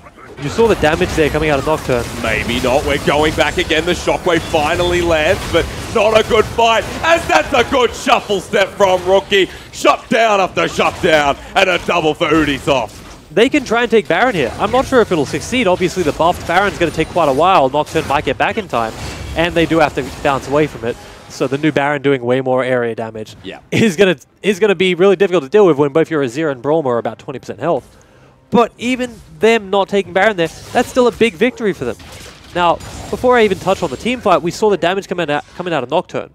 I thought he had made a mistake going in on that Azir as early as he did, but he almost one-shot it. Yeah. The Azir got out on about, I want to say, around 15% health, and was only able to come in at the very end of that fight with the shuffle and throwing everyone into the team. So you can see what Lisa is trying to do. You can see it through his items as well, the Tiamat and the assorted variety of bucket of items he hasn't completed yet. The question is he ever going to be able to do enough damage to blow up that Azir? Because eventually he's going to get some sort of defense, potentially a Zhonya's, potentially a Rylai's, and once that happens, where does Nocturne go? I was going to say, I feel like you've come this far. Maybe you just keep going, get Youmu's next. And I think he has to.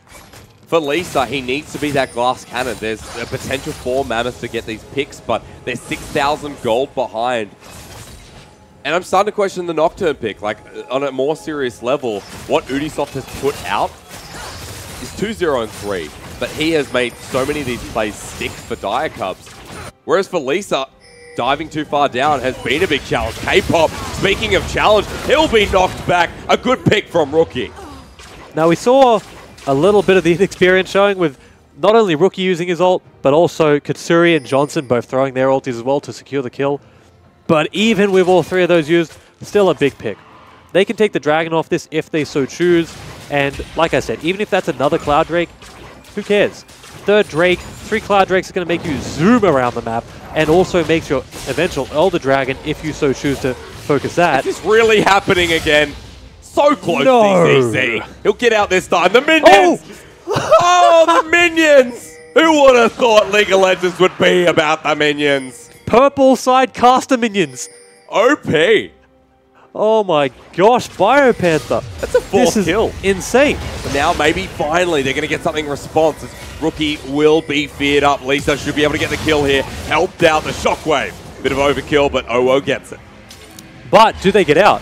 The teleport coming through. This is Biopanther. That is a big hungry hippo once again. Lisa, the pillar against the wall.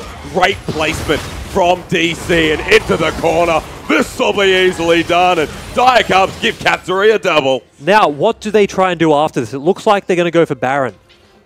Should they have went for top tower? Because Draken and K-Pop, they're very good at stalling out Barons with their long-range poke. So much damage that's going to come through from Katsuri. 5, 1, and 4 gives you about 3 items, ladies and gentlemen, which is what we have when he goes back. DC hitting the Baron. There's no contest whatsoever. K-Pop, he's going to try and steal, but I'm not sure what he can do. I believe in the Karma support. Well, you're going to have to bleed pretty hard. K-Pop sitting on the side. Hasn't done it before, but taken with a chop. Dire Cup secure Baron. Yeah, and very smart by them. Draken opting to not try and help contest the Baron, instead going and pushing mid wave and getting a bit of farm. and sort of doing the safe thing, which is conceding the objective and playing for the later game. But an 8,000 gold difference, 3 dragons, and now Baron buff, this is becoming close to the point of insurmountable.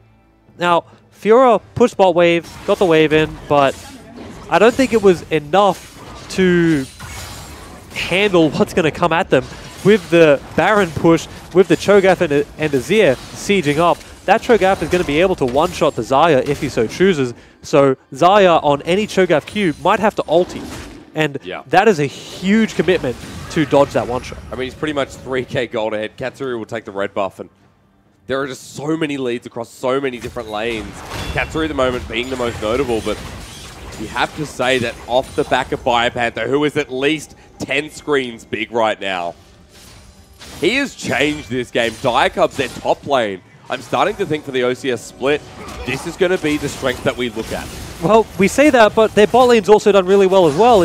We haven't touched on it so much because it hasn't been as flashy. So they are doing well across the board. The only position that has slightly faltered is mid lane. Well, there's no way they can defend this. Diacubs take the inhibitor turret and now turn their attention to the inhibitor. And Mammoth, they walk forward, but ambitiously so. Diacubs walking to the left, and there's no Baron left up to take. They'll focus on the top wave and see what else they can take. Now, how much can Mammoth actually concede before they have to fight? They're pinging Fiora to go down bot. The problem is, if Fiora goes bot, Diacubs will end the game. They will take this top inhib no matter what, because 4 people defending is not enough versus this team. At the same time, does Fiora really add a lot in the team fight? Can she really take down a key target? So they're going to have to try and defend this 4v5. The Orianna ball is going to be really far forward. The Karma's going to be effective. Xayah needs to be putting those feathers out really early to rake them back in over the minions. Well, the shockwave will come in anyway, T-Gun, but for Diacubs, they don't really care. Ubisoft Johnson walking forward, and still on the bottom lane is ZZZ. This inhibitor's going to drop, and Diacubs do not plan on stopping. Draken to the top side will be caught out, has to ulti the instant there, but chopped down again. Biopanther, man. He's just getting a feed. He is just way more influential than I thought he would. You saw the Varus ulti land on Xayah, and like I said, Xayah needed to really aggressively ult to stop from being caught. She can ulti after the Varus ulti lands, but she is still snared while in the air, can't go anywhere. Cho'Gath just walks up, strolls into her face, and eats her for, I assume, is his max stack. I don't think he can get any bigger. I don't think there is a max stack. You might be right. On champions. But the question is, can he just get bigger and bigger to the point that he fills up the entire screen? Yeah, he can. You see, there's some big Cho'Gaths out there. The character model does not stop. Riot said, we want a champion that can evolve to take up the whole screen. They said, look, let us work on it. I tell you what, if that's going to happen in competitive, it might happen this game. Yeah. Biopanther's 5-0-2. He's onto his 4th item. Look at the response. ZZZ just picks up the Trinity Force. And this Fiora cannot deal with the Cho'Gath. Couldn't deal with him at 10, 15 minutes in the game. And sure as sure now, not going to deal with the size of him. Biopanther walks first. He's almost level 18. Diacubs building off the success of both top, bottom, but an all-round good team composition, one that is not slowing down. The outers, the inners, they're gone. I have no idea how Mammoth holds this. It's just T-Gun right now for Biopanther. He's leading this charge. Yeah, he's walking forward without a care in the world. Look at him go. Doesn't care that Xayah is throwing all her feathers at him. Doesn't care what happens because he knows if they somehow kill him, his team will do the rest. Well, K-Pop almost walks forward and they're trying to make a distraction into ZZZ. On the backside, Lisa has one last try, but the Nocturne pick didn't do too much this game. And for Mammoth, things aren't over yet. Now, Fiora distracting them here and making them run away is actually really, really good. Well, they got the kill. Rookie would challenge it up. Oh no, they walk too far forward. That doesn't look good as Biopanther finds another. Lisa has to use the stopwatch, but he will be dead. Even a shockwave cannot save them now. Though ZZZ gets Rookie for Diacubs. Things still look pretty strong. Varus had a stopwatch just then. That was really cute. I don't know if he purchased that expecting that sort of situation to happen. I wish he shockwaved the ulti instead of shockwaving afterwards. But just I don't think there was any way that they were going to lose that fight. But they're walking in, and what was Regicide Remastered for Mammoth has come crushing down. Owo gets a kill. If they can get anything more, that'll change the way we feel for Biopanther. That is a big minions. Golden statue.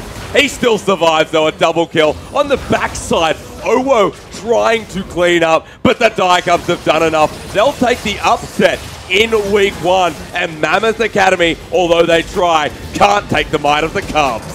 What an impressive game from this roster that we just didn't know much about. Biopanther, let's put it just bluntly, he just dominated his opponent. He did. Now, we were expecting ZZ to do really well, but he looked pretty much useless the majority of that game. I put ZZ up in a bit of a power ranking. I put him pretty high. Yeah. I was like, ZZZ's a fantastic top laner. Does that affect his ranking? Well, at the moment it does. I think not putting Biopanther in there was a mistake. He had a great game. But not only that, on Shogat, you do not expect that to be as convincing as it was. Like, I'm not sure how that happened. Neither am I, really. We saw the first kill, which was just really clever use of all of Cho'Gath's mechanics, getting the knock up, then the silence, then the ultimate, and ZZ not respecting him. He didn't have parry up, or at least he didn't parry the first part of it. He thought he could just dodge everything and survive.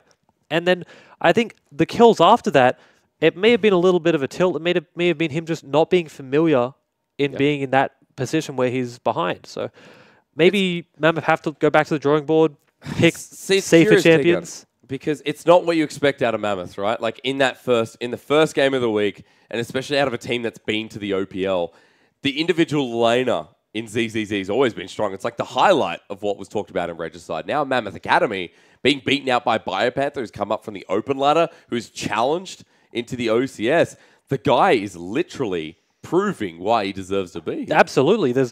I couldn't sing him enough praises in the time we have left. He's come into the OCS, played against a tough team, and just straight up won his matchup. Well, and I don't know how he's done it, really. That was just ridiculously impressive. A massive start from Biopanther and a massive win from Die-Cubs. But if you just tuned in now, I'm going to say you're too late. The games are over. We're going to have a look at today's schedule and see what you missed out on. Now, yesterday you can see the results there, but today's what counts. Crimson Gaming and Intuition, they get a win because unfortunately Avant Academy and Bombers Academy were unable to fill the roster in the allotted time. But we saw QUT Tigers take a bit of an upset themselves against Darksided, and Die-Cubs just then do the exact same. Yeah, I would say both the games that went to the match, both of them big upsets. Most people wouldn't have been expecting QUT Tigers to win, and we just saw them Baron dance for about 10 minutes, and eventually it worked, and then Die-Cubs just... I honestly want to say they won across the board. The only place that didn't look like it was straight up winning was Azir's lane. Yeah. And even then, it wasn't like he was losing. It just wasn't as impressive as the top of the bot side. Got a quick night of OCS for all of you at home. We will be back next Thursday at 6 p.m. Australian Eastern Standard Time. You can find all the VODs from yesterday and today on our YouTube channel. They'll be up tomorrow on the YouTube page. A big thank you to Bradley Tegan Seymour and myself, Hysterics. For some reason, I'm thanking myself. We'll be back next week to take you through the OCS once again.